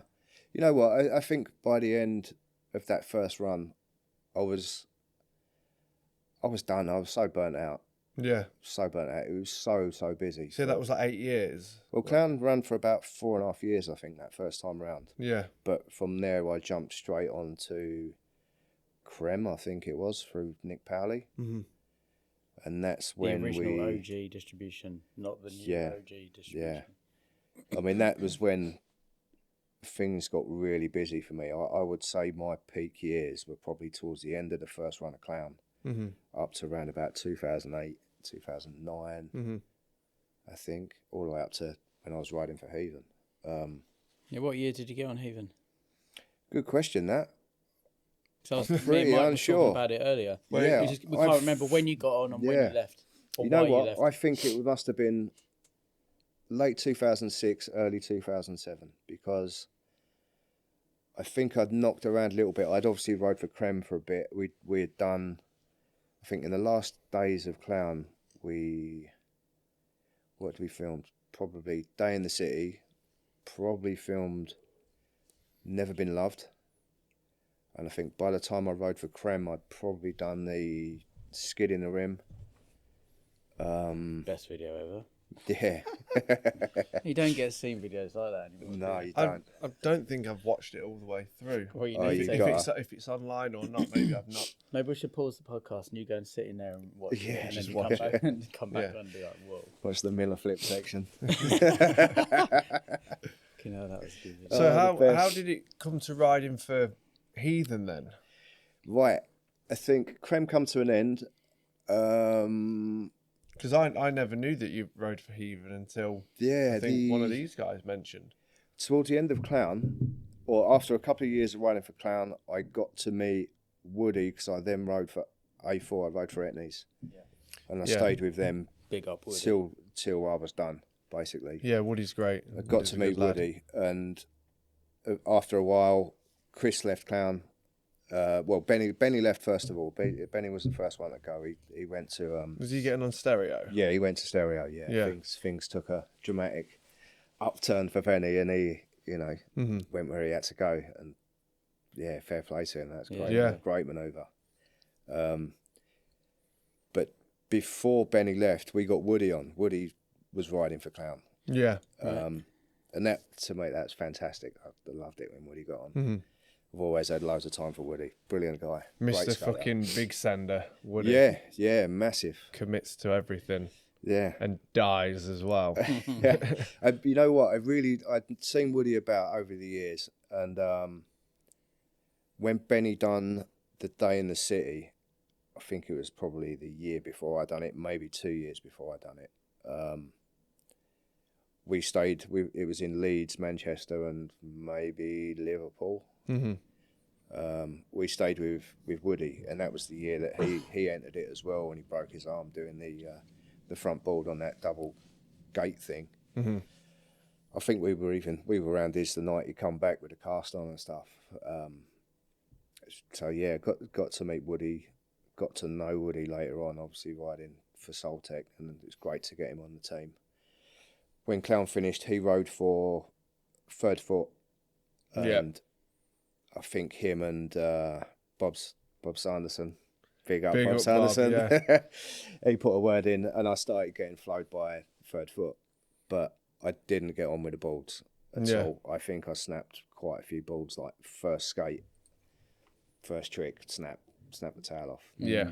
They were quite flat, weren't they, from what I remember? They were, and I ride quite a small board at the time. I think Woody was on like an 8.5 or something massive and had no problems, and I rode something like a, I don't know, 7.75, 7.62, something relatively small, and I was snapping boards because there weren't so much strength because they didn't come out as far. Yeah. So I was going through boards like nobody's business and getting pretty agitated by it. And I'd got married, gone on our honeymoon. We kind of stayed in the jungle of Mexico for a few weeks. Me and my wife met like tribes that hadn't been discovered, like they'd been discovered within the last 80 to 100 years and stuff like that. We'd had a really good experience, and I come back and Chesson called me and he was like, I'm doing like a thing with Howies, do you want to come? And I'm like, yeah, all right then, yeah, I'll come up. Jumped in the car with him, we went over to Cardigan. I don't know what we'd done. I think we'd done like a park opening demo or something like that. And I was buzzing. I was absolutely buzzing. I don't know what board I was riding, but probably the best skate I've ever had in my life. And, and the guys at Howies said, "Do you want to ride for us again?" Yeah. I was like, "Yeah." Because that's when. That's why I asked you. Because they were based in London, weren't they? Then moved. Originally, they moved out to pretty much where the owners come from. I think, like Cardigan, which is middle of nowhere, really, isn't it? Like, yeah, absolutely, yeah, and everything had changed. Like, it'd gone from like being a little t-shirt brand to being a proper big clothing company. Is it still about now? Yeah. Yeah, because didn't they get bought by Timberland or something? They got bought by Timberland, probably around the same time as, what was the shoe brand? What was the iPath, around that sort of time. And yeah, they kind of had a big warehouse and whatnot. They did all right out of it. They done all right out of it, I think, for a short time. Yeah. I think that was probably the time I was riding for them again, because the line was really big and we'd go up there constantly. Like, that's the only time, I think that period of time was the only time I haven't seen that much of Kev. Because I'd just had a kid. Like, it was after we got married, so we'd had Bobby by then, and I would be doing loads of stuff for Howies. We were doing like catalogue shoots and we'd do little tours. We'd done like this weird blackboard van tour where we got like a biofuel transit or something like that, covered in chalkboard paint, and had like nuclear power or something like that written on the side in chalk. And we'd park up in the city centre. We went like Sheffield, Leeds, all around the north. And just got people to write what they thought of nuclear power on the van. You just have me drawing dicks all over it. There's a couple of knobs, Toby's the danglers. The creator and CEO of Quick Dicks. Quick Dicks.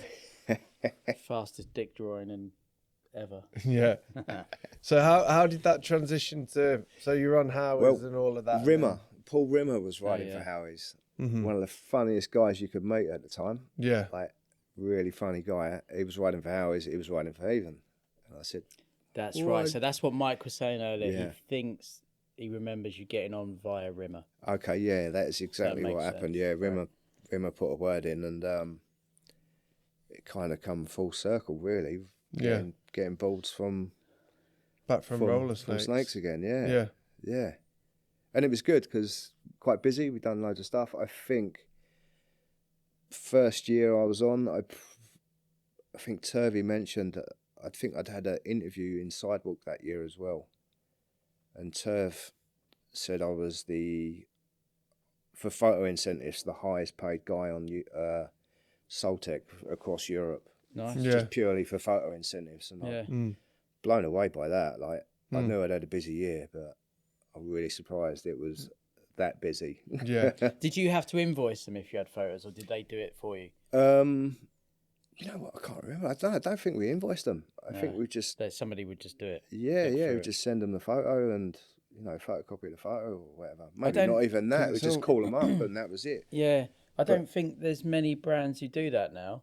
Probably not. No. I mean, Not with like social media and Instagram no, and it's a stuff bit like different. that. It's like but a when the free mags market were, now. yeah, when the mags were pretty good. No, Howies was really good for photo incentives. Obviously, Soltec was really good. I wonder if it was based off, because I know some companies base it off like size of the photo. Is it a full page? Is it a photo? it's where Yeah, it totally. is Yeah, in it the depends. mag. Yeah, it could be like Cover, a quarter, a half page, full page DPS.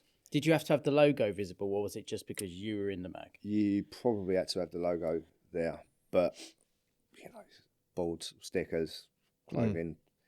I've got like a lot of photos over the years. I think even Converse might have paid photo incentives back then. I'm sure, but every photo, I can't recall having many photos in a mag that didn't have some sort of logo on there, or I shot a lot with Kingy in the early days. Wig, Leo, shot a lot with Leo over the years. Really enjoyed that. Great guy. Yeah, Really. Yeah, it's good. It's good to be around photographer, Leo. Yeah, and you after a while that they know how you work. You might not be Mr. Consistent or whatever, but they know you're going to get a shot at a spot that's pretty unusual. I've never had a cover, but I've had quite a few DPSs, I think, and that board over there, the Kingpin one. Can we grab that Kingpin board over there, Ed? Oh no, Mr. Skipp, come back. Simon Skipp's walked out. Back again. Woo. So this was from a photography exhibition for a Kingpin mag. Yeah. And I think they printed off probably 50 of these and 50 of, I can't recall who else it was, but this was shot by Richie Hobson at Rom. And I think the trick was in Never Been Loved. Yeah. Which was a great experience doing that. So how long were you on Heathen for? Oh, I don't know, a few years, I reckon. And why did it come to an end? Mike couldn't remember. Yeah, I think there was a weird time when everything come to an end. I think it was like 2008, 2009. Yeah. And you know what? Everything come at the same time, and it was perfect. It was so perfectly timed for me. Was it like the was great. economical crash or something? Yeah, That was the first one in That was it. 2008, and suddenly everyone was like, "Oh shit, there's no money anymore." Yeah. And it come at the right time for me. We'd had our second kid, Meg. First of all, we got the heads up from Pete Turvey saying Soltec want to basically cut the 30-person team down to about 6 people. Actually, no, it must have been Howies. I think Howies cut their team down Yeah. to 0. And that was like, oh, that's a bit of a shame. Okay. Oh, they And didn't then cut it down. They cut it. They completely cut it, yeah. And then Etney's, obviously, Soltec done the same thing, cut it right down. And I just said, look, I've had my time. Yeah, I'm okay. I'm quite happy to fall on my sword here. Like, if you need to cut it down, I'll go. Yeah. Which not a lot of people can do. Yeah. And at the same time, like within probably weeks, I think there was like a point system introduced for Heathen, whereby if you do like whatever competitions, whatever photos you've got in mags and stuff like that, you get points accrued. And I think like Ben Grove was the highest with, I don't know, 600 points or something like that. And I was the lowest on about 5 or something stupid. But I'd gone from one year being like the most paid incentive. the most paid, photo incentive, dude, to nothing. But my daughter had been born, or was coming up to being born, I think, and I couldn't get out that much, and obviously it reflected in what was going on. But yeah, who was on the Heathen team at that time, and who was team manager? Because I know Daz just walked in, was a team manager for a couple of years. When I got on, Daz was, but then I think Mike was at the end. Yeah. Mike was there for maybe 6 months or something like that before I went. But it all timed up absolutely perfect, and it's like, yeah, I'm done. Yeah. See, there's not many people that can do it. Take that sort of situation and put a positive spin on it. Most people will be like, fuck these brands. I need to get on another one. Yeah. I was kind of relieved. Yeah. I was totally relieved, really. It was like, I can have a bit of a breather now. Like I knew. Yeah, because you've been going at it for a long time. Yeah. And like you said, with the photo incentive, pre-social media, the only way you're going to be seen is by videos and photos. Yeah. Imagine if the social media presence now was that 20 years ago as well. It'd probably be a lot easier. But you had to actually, you couldn't just upload a clip on your own account. You had to go out and find a filmer, find a photographer, find a trip, find an event. It was a lot of work. And it was strange. The last few years as well was really mix and match, and it kind of was the whole of the way through. Like there was a lot of time when I was with Kev, and then obviously there was this whole period of doing stuff for Howies where I didn't see so much of Kev. So I shot that interview just when Bob was born, 2006, I think. And Kev weren't around for most of that. For whatever reason, I think he was busy working, doing stuff. Yeah. May have even been shooting Albion, I think. Yeah. I think I got a few tricks in that where I'd managed to get out. Yeah. But for the most part, I was concentrating on that interview. So there's a lot of stuff that I got that was either A, on film, on video, or B, shot as a still.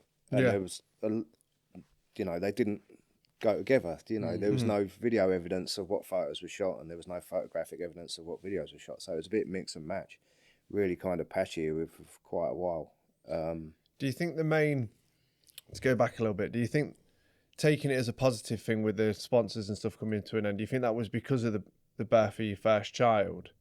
Do you reckon you was just, if your kid wasn't born at that time, you would have still been happy to step away because it was a hectic, 8-10 years? Yeah, like non-stop? I was well burnt out. Like I carried on skating, like I was still in the mix when Bobby was born.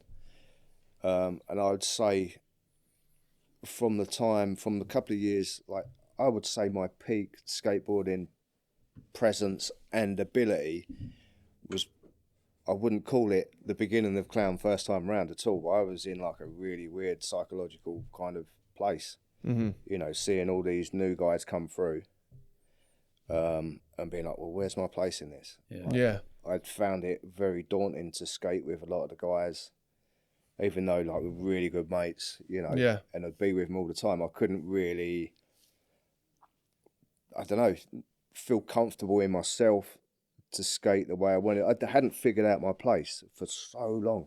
And it was only at the end of Clown the first time round that I knew what I was about and figured it out. And from that period on, it was like peak performance, if you will. And it was right up to the end. It wasn't like a tapering off or anything like that. From the moment we done Probably Never Been Loved and Day in the City, I think we'd done them both in the same year. Day in the City was a big deal, wasn't it? Back in it was, days, and it was a really enjoyable thing to do. It was good to be involved in that. I'm glad I had a little input on those. I think I got lucky. The year I done it, we'd gone from being like single person to 2 or 3 people teams, and I'd done it with Ross McGarren and James Gardner. It was really, really good. Like, at that point, I thought I was done. I really thought I was done. And how old were you at that point when you thought you was done? Because obviously it's known that years ago, skateboarders retired at 22. That's 20 years ago. So I was like 31, 32, something like that. People are just going pro now. Yeah, totally. At 32. Yeah, different ball game, isn't it? Yeah. But Thanks to slappies and curb skating. yeah. That's what it is. Yeah. Yeah, I think from that point on, when I really thought I was done, I thought I was done at the beginning of Clown the first time round. Mm-hmm. You know, I hadn't really done that great, hadn't done that much. Had a few photos in the mags, had a haunts and a working class hero by then.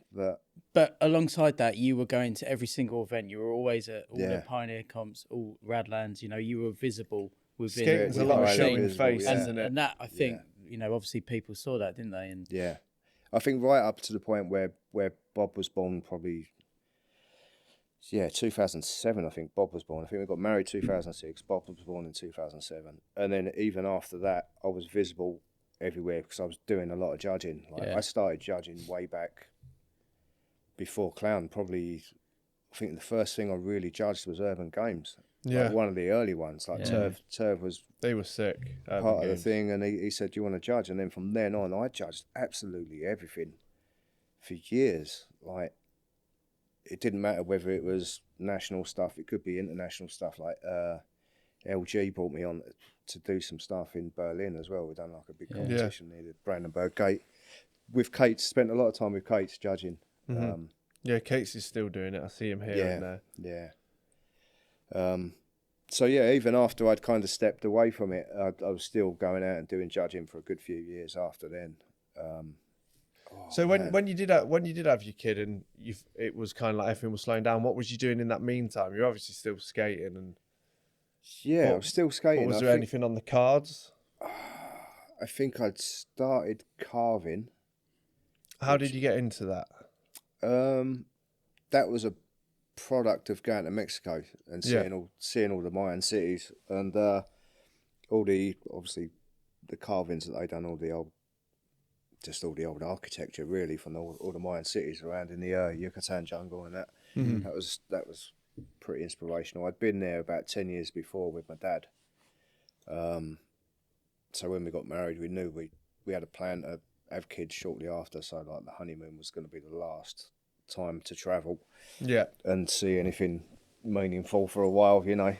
So we done that, and I come back, and I think prior to that, I'd done a few really low relief carvings. I think I'd done one for. I think I'd done a painted board for Kingy and a carved board for Rushbrook, and maybe one for Turv as well. nice. I was going to ask if you've had commissions from them. And Yeah, I've had a few over the years. Yeah, yeah. But I really started working with a like a lino cutting tool. Yeah. And then discovered the joys of a Dremel, and then ended up going backwards and using like this. It's like a whittling knife, like a Swiss Army knife with lots of different blades on it. And instead of doing low relief, I was then cutting big sections out and doing kind of fretwork and stuff like that. Mm-hmm. And only recently I've got into what you see here, which is the pyrography, which is burning it in with that one's predominantly blowtorch. Are we talking just like a regular blowtorch, or is there something specific? Yeah, you can get like doing? a Dremel mini blowtorch. Some people use them for soldering, but Right. yeah. And it is just, I mean, like, because there's colours on there. was like, that? which Yeah, is the like, colours, you know, just... the colours are added with watercolour pencil. Right. You can do it if you've got colourful pliers. You can go through a layer. It's a bit unpredictable. The thing with pyrography on boards like this is with ply, because it's very thin. The burn can be quite unpredictable. Yeah. Yeah. So you never really know what you're going to get. So yeah, I mean, I think I started carving round about that sort of time when Bob was born. I can remember being at Rom, and I think I'd done like a Boba Fett one for a friend. So it would have been the tail end of Clown that really started me into it again. Before then, I was out skating all the time. Then I learned to work it out that when it's raining, I can stay in and be productive as well, instead of scouting spots or you know. Yeah, I mean, have you got like a website or anything like that where people I can had check one out? years ago, but I kind of let it drop off. Yeah. I did create another Instagram account, which I haven't really done much with recently. Just before lockdown, I was kind of trying to plan an exhibition at House of Vans, but I'd done one kind of just prior to Clown kicking off again. I'd done one at Jeff's place, and it was really good. A few of the old team riders come over and see that, and it really kind of fired up Jeff, I think, to kickstart it all over again, you know. What's the process behind it? So for that one behind you, for example, do you sand it all down? Like you said, sand it down first, and then is it like you're using what tools are you using, say, to create something like that one on the left there? For that one there, I've got the whittling knife. So there's a lot of fine detailing on it as well. Yeah. I mean, these days I've steered away from the Dremel purely because I'm not going so deep. So I've stuck to the knife, and it's, for want of a better word, a chisel, but they're not really chisels. It's purely a knife these days that I use, a bit of sanding. I might go over it a little bit with a Dremel, but since I've discovered the joys of pyrography, and arthritic fingers, it's a lot easier to do more stuff that's, you know, pure pyrography, which I'm still getting the grips with, you know. It's not something you learn instantly. It's a very long process, and obviously I don't get too much time, so I'd get a blast of 45 minutes to an hour, and then it goes away for however long. Then I'll have another blast a few weeks later. Yeah. But yeah, the early exhibitions I've done were pretty good. I was in a position at work where I could just spend 3 weeks in the lift motor room making as much noise with a Dremel, jigsaw, whatever other skills and power tools I could use, just blasting it out because work was slow. Nice.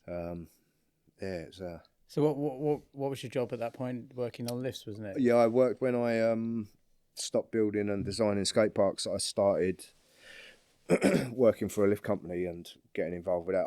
I've worked in a steel fabricators for a while, and kind of got into the engineering side of things. And a lot of my friends that I skate with were working on lifts. My brother-in-law worked on lifts, and I kind of reluctantly said, look, I've got to dive in and do it and get a qualification. I didn't really have the paperwork for the welding, so I thought I'd go for that and get something pretty solid under my belt, you know. Nice. But, it's good when you've been skating such a long time to have something other than skateboarding. Yeah. A lot of people struggle to find that thing, don't they? But we were literally saying it on the way to pick you up. I was like, what do you think you'd do after Rollersnakes? Do you think you'd be fucked? Trying to find something else in the skate industry. Yeah, it's true. I don't think I would. Like, do you think you'd be Nah, I always thought to myself, like, if this came to an end or something, I was like, I think I'd want to work in a sector that it's nothing governed by skateboarding, and then you work in something that isn't. So when you do skate, you enjoy it more because you, instead of thinking about it all day, you got other stuff to think about. You know what? I'd really noticed that when I was working at Clown, like the first time round, because it adds to the burnout. The enjoyment factor just could drop out of it quite easily. You know, you've been staring at boards and, you know, working in skateboarding all day long, and then by the end of it, you're like, oh. Yeah, everyone always says that if you work in skating, you get the burnout. I think it's the same with anything you enjoy. It is, yeah. Like, thankfully, I think we're both in a position where we quite enjoy it. I think we enjoy it quite a lot. Yeah, I was going to say, like, for us, well, for me personally, I think I'm just at that stage in my life where we're quite lucky that we get to do good, fun stuff stuff like here. this and events, you know, stuff like this and the events, and that kind of takes the edge off it. So I think when China took over the distribution, that was a turning point for me when I could get back and enjoy skating. Yeah. I really do. Yeah, I think that was a big turning point because I felt more comfortable. I felt like I knew. It coincided with me kind of finding what I'm good at, what I'm confident at, and fine tuning what I am about with skating, not just I'm going skating and you know, just banging your head against a brick wall. Yeah. I think I've become comfortable in myself and confident within myself to just do me. As opposed to anything else that isn't me. You know what I mean? So where are you working at the moment? What are you working in at the moment? I'm a lift inspector for Wandsworth Council. Yeah. So I'm basically, if I'm not in the office, I'm out trawling the grimmest council estates, spot hunting and looking at lifts. Yeah. Nice. So Right. it's good. My mum always used to say to me growing up, she was like, you know, a job in the council is a job for life. They say it is, yeah, they say it is. But I was looking at the council website not long ago, and there was like bridge inspector. You know, people that just go around like railway bridges, Yeah, only yeah. bridges to be like, oh, leaks, oh, quite loose. Yeah, I was quite surprised to get offered this job, really, or at least the opportunity to go for it. It was a great relief to get off the tools. Yeah. I was getting really wound up with where I was at, and needed a change. It's a bit of a trek from one side of London to the other, but it's worth it. It's made me happier, Yeah. you know. And you can enjoy skating when you do it. Yeah, Yeah. definitely. Like sciatica was beginning to get quite an issue. Was Quite a big that issue. from your work as well? Possibly, but I reckon it was down to kids. I think when I first got it, was when Bobby was born, like my eldest one. Carrying them around a lot. I think it was the night feed, like getting propped up at a funny angle, baby in the arm, and doing the rocking motion to get him off to sleep. I think that done me. I don't think, like when I was at the steel fabricating place, or at least at Peerless's place doing Fearless ramps, I was like the welder there for a while, and anyone that worked there, I had a bad back. I was the only one that didn't have a bad back. I then went to the other fabricating place. No problem. I could bend over that welding table all day long and stick bits of metal together without any issues. And then as soon as Bobby was born, I was pretty knackered. Yeah. And it took a while for the physio to start working. But by that point, like, I think, a couple of years later, it would have been, ducking out of skateboarding, really. Or ducking out of the scene anyway. I never stopped skating. No. Yeah. Because that's what Shipman's guy, isn't it? He's got a pretty bad sciatica. Sciatica, it's He's- quite common, He's yeah. scaffolding and stuff like that. So Yeah. he reckons it's all from that. What's your warm-up routine now? How old are you now? 51? You don't look a day over 50. Cheers for No, that. you don't look that. Because that's something we asked Wes at Rock Solid, because he skates all the time as well. Have you sent his And skipping it's rope back? no, he said I can keep it as a gift. Oh, nice. But it is intriguing to be like, as you get older in skating, because you know there'll be a time when you didn't warm up and you didn't give a fuck about it. Oh, there's days I'm ruined, and there's days when I'm perfectly fine. Yeah. You know, once it starts creeping in, I mean, after years, it started coming back real bad, and I spoke to Woody about it, and he mentioned a load of different, muscle groups, tendons and whatnots, and what I needed to look up. Showed me a few stretches, and then he mentioned hip flexors. Mm-hmm. I was like, interesting, because it's all around the same areas, psoas and piriformis and all that. It's all kind of interlinked, I guess. And I looked up a load of hip flexor stretches, and that was the moment I realised, all these years I didn't realise my hip flexors were absolutely ruined. Yeah. Like, real super tight. Didn't have a clue. I'm just doing loads of stuff for lower back, hamstrings, stuff like that. I didn't realise that this is where the problem is. This is it. And since then, kind of been managing it a lot better, like a hell of a lot better. Mm-hmm. And I can feel the signs coming when it does start to flare up. It's like, right, here we go. 2 weeks of intensive stretching now. Yeah. But yeah, it's manageable if you know what you're looking out for. Mm-hmm. Yeah. Takes me about half an hour to like warm up properly now. I Yeah. just try to stretch a bit and then just push around and Honestly, that skipping rope that Wes bought in, after 10 minutes of doing that, I was like, my legs and everything were burnt. I was like, fucking hell, I can tell that I don't use my legs that much. Sat down all the time. Is what it is. Let's talk about Skip Stitch. Ooh. Tell us about it. How do you find it? I've always known it's there. We used to kind of mess around down there as kids. Like there's this river that goes through the centre of Romford, the River Rom. It starts kind of on the north end of town, I guess, quite close to where I grew up. And then it goes under the town centre, and then it opens up again the other side of the station and heads south towards Rom. Ends up behind Rom Skatepark. So yeah, we've always messed around there as kids. And one day, me and Kev were over there, having a sniff round. It was like, look, I think we can do something with this. And we went down there.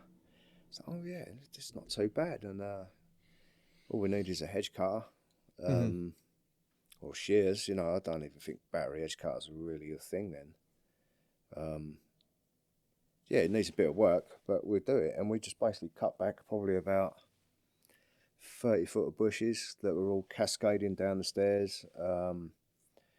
Brick rubs weren't really the thing, so we painted all the grindable edges, put a bit of cement down at the bottom of the bank, and just worked it really, and got it working, and good fun. Not many people liked skating there because you could get, your board could go in the river, but if you're prepared to take the chance, then great little spot.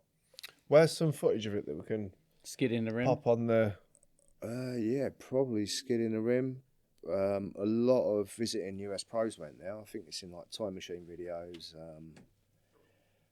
Who else Is it still there now? They've built a block of flats right next to it, and they've cut off the whole bank section of it. So you've still got the ledges down the other end. I think I had a photo of like a switch wall right nollie out at the other end.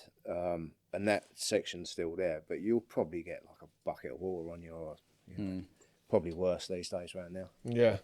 But yeah, it's a great spot. Great spot. It always looked good. I never went there. Yeah, but there's other features in the river where it comes through Romford and towards where my parents used to live, like the north end of Romford. It comes through the back of the DIY spot that we built that's just been knocked down.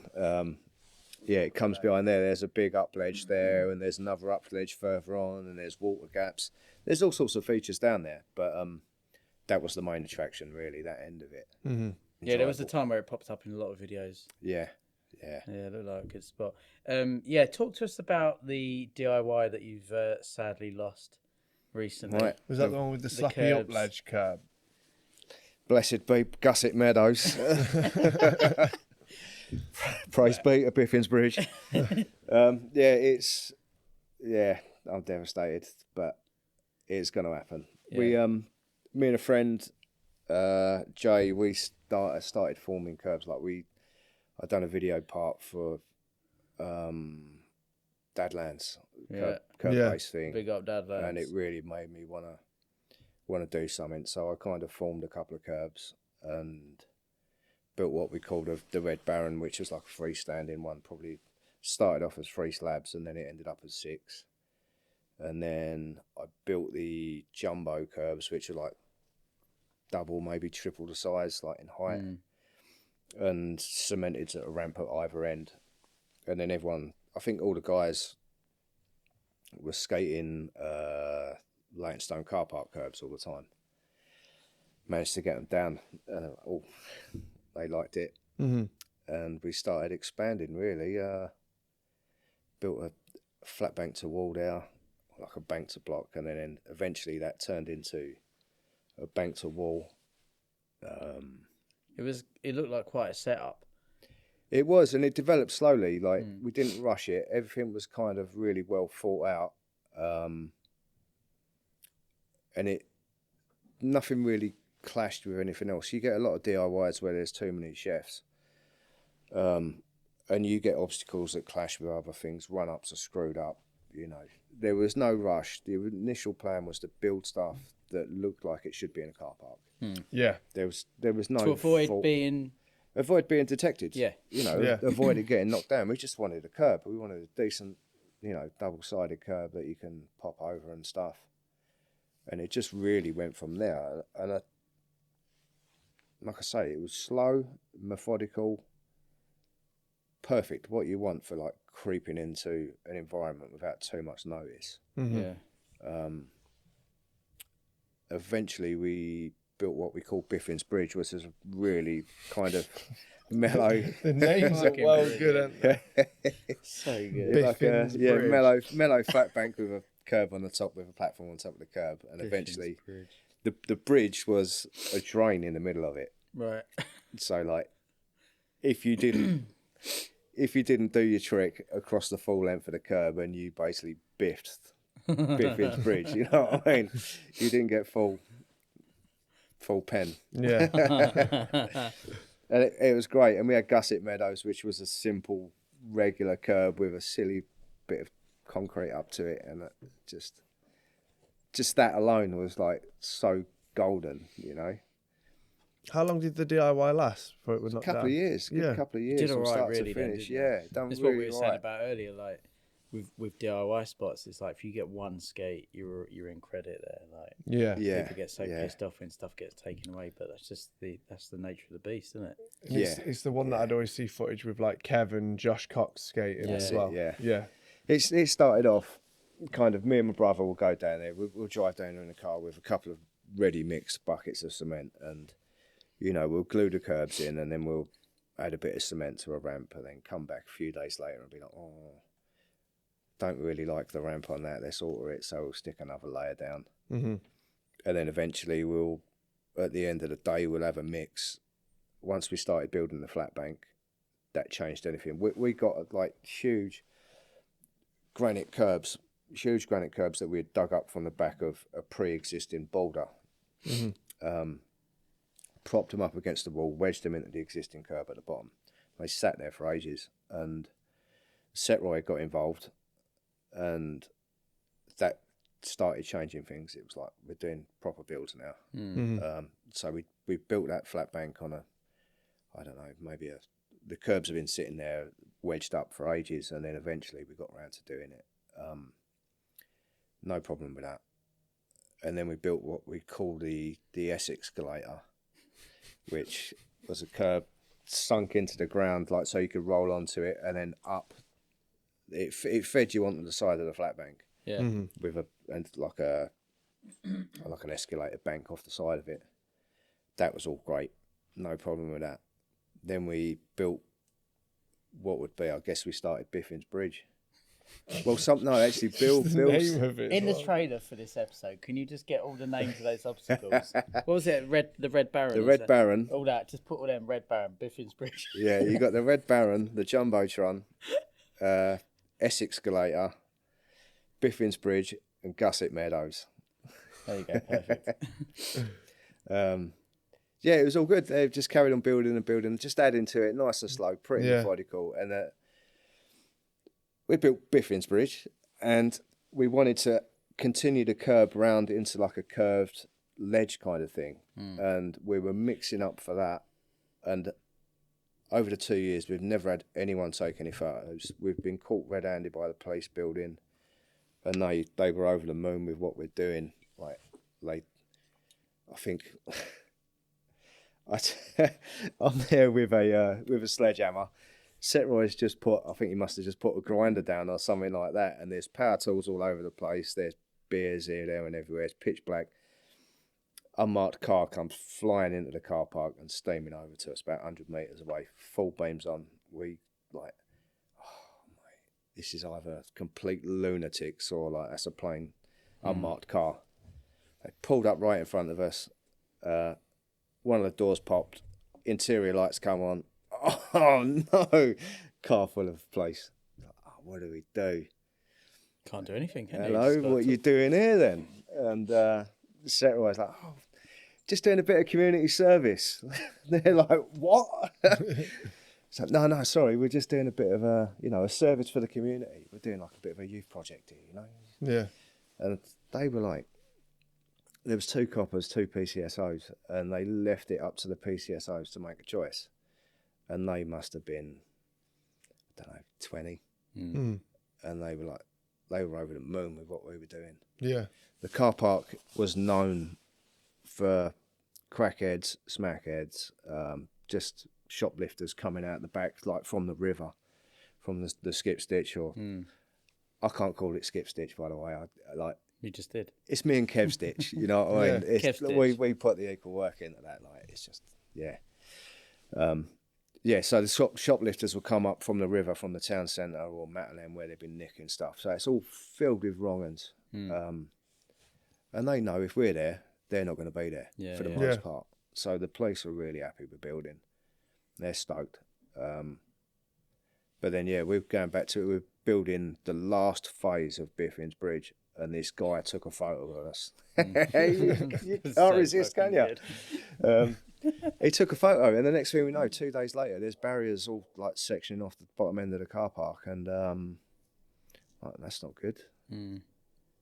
We caught wind of the fact that it was going to get knocked down by someone walking their dog miles away, walking past a couple of builders in the street who were like, I don't know, tearing up the pavement, saying, "Oh, we've got to go to Romford tomorrow and knock down an illegal skate park." And they were pretty unhappy that they had to do it, these two guys. But then their foreman turned up and was like, "No, it's got to go down, it's illegal." And they were upset about it. But a friend was walking past with a dog and caught wind of the conversation. Yeah. He was like, "That sounds like my mate's place." And he phoned up Brendan.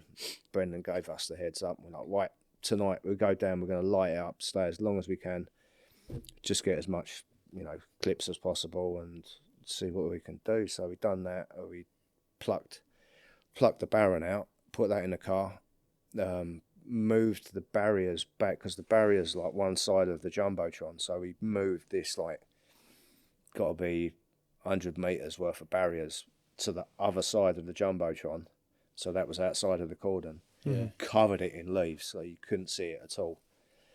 And disappeared for the night. And come back the next day, everything's been bulldozed except for the Jumbotron. Like, So is that still there now?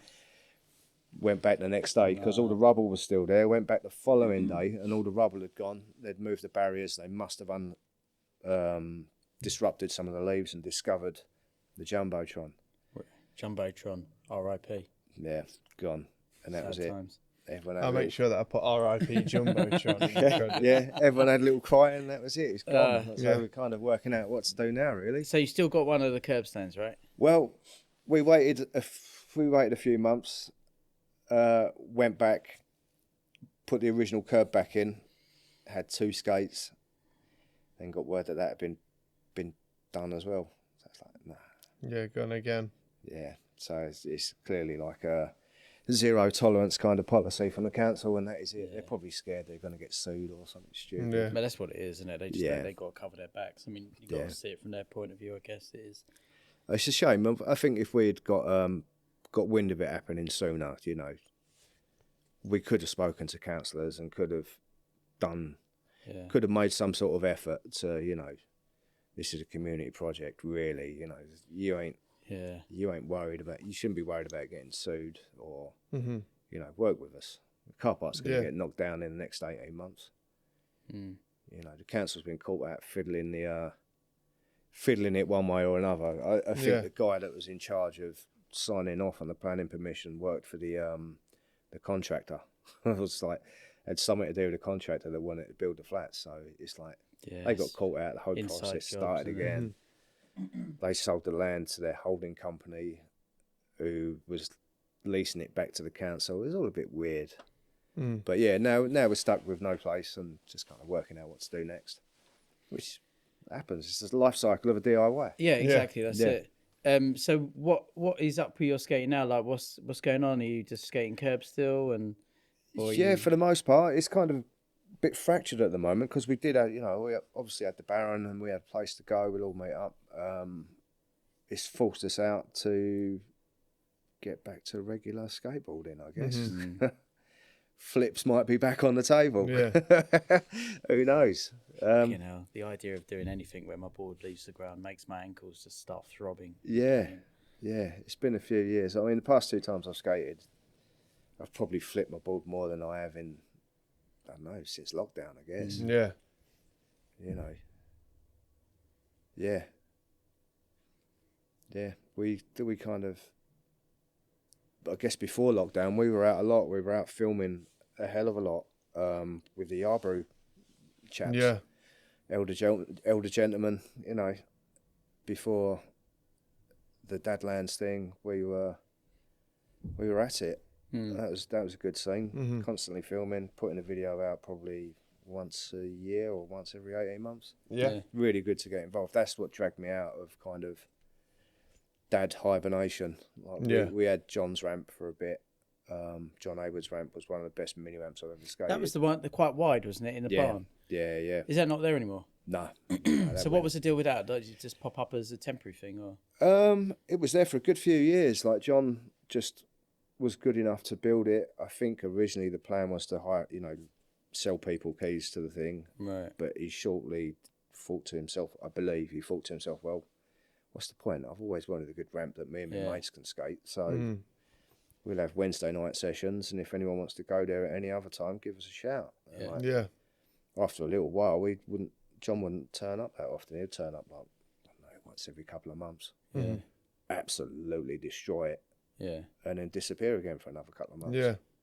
But obviously that's quite a lot of money for rent and pretty unsustainable if you ain't using it yourself. So it had to go at some point. But so it wasn't on his property, he was renting? No, not at all. He was just renting it. Okay, Yeah, so I think he finished it off with a bit of a bang. They had the Volcom comp there, which was amazing. And yeah, it had to go. And I guess the focus then went to Delside, Paul's DIY. Yeah. Have you been over there? I have, Yeah. Yeah, great. Loads of fun. We ended up going over there for a couple of years, lighting it up at night. And it's hard to skate in the daylight. Just shadow cast and stuff like that. It's in the trees, it's in the forest. The light, sunshine comes flying through, and it's really kind of migraine inducing. But at night, Phil Clutton had rigged up a load of DIY LEDs, all in like picture frames, big clusters of lights, run off a motorbike battery, and no shadow cast at all. Oh, amazing. And we skated that for a couple of years, absolutely loving it. And I don't really know why we stopped. I really don't. Maybe, no, I don't know why we stopped. No idea. Talk about New Clown then. Like, when did it start kicking back off again? Done an exhibition at Jeff's. A few of the boys come by for that. Oh yeah, that really fired that. the neurons up with Jeff. He kind of sparked something. And I think the original plan, he'd spoken to me, the original plan was kind of do limited edition boards, not necessarily get a team together, but do something that was kind of collectible. Yeah. Yeah. But eventually I don't think he could hold back. He liked the idea of a team. He asked me to kind of work out who we can get, how we're going to do it. And so that was it. We got Josh, Chris come back on board. Not Darby weren't there to start with. Kai, who now rides for Thames, I believe. Yeah, Kai's sick. Yeah. Pretty small deal. We weren't going to do like massive flow thing. Yeah. We have a pretty straightforward team. Eventually, like Kai left, and then we brought on Darby. Yeah, Darby Goff. Really stoked with that. I've forgotten his name. Absolute brain fart. Jordan Lightower. That's the guy. Is it Lightower? Yeah. Jordan Lightower. Yeah. That's the name. That's the thought. Yeah. He rode for us for a bit. They both left not long after each other they made the kind of a good choice really. They wanted to ride with the guys that they were skating with all the time, both Kai and Jordan. They went separate ways, but I think that's probably when we picked up Darby. Yeah. It was weird getting back into it, being away for so long, and then being back in the industry, as it were. Bit of it hit my confidence yet again. Hit my confidence again, because what am I doing now? Yeah. Why am I here? I can understand why you might want me to get involved with the team side of things, but take a step back and you realise, well, actually skating's changed quite a lot. Yeah, it has. Quite a lot. It's quite acceptable for a guy of this age to be getting involved again, which is, I don't know, weird thing to get your head around when you've been asked to get involved with it again, when you ain't, you've been away for so long. Yeah. Unless there's anything else, we can wrap it up there. How long's the record for in total now? 2:47. Perfect. Yeah. It's about 2 hours You when probably it's have all over cut 2 hours, down yeah, over easily. so, Yeah. Yeah. Cool. Yeah. So Thanks, on that dude. note, let's go for a skate. go skate. Yeah, let's car do it. park. Slackers. Yeah. Because it's actually sunny out there. I for know, once, that's so it. I'm let's- kind of a bit fidgety to get out there. I can see the Yeah, sunshine. let's Yeah. go. Let's go have a good time. Thanks for coming, dude. Really No appreciate problem. it. Very Thanks much. for No all the problem. stories. Thank There's you a lot for of bringing on the interesting stuff artwork. there. Yeah, and let's go for a skate. Yeah, let's do it. Right, round of applause in the studio audience, please. For Simon Skipp. Cheers, Right, chaps. Let's go get on some curbs. Thanks, dude. Nice one.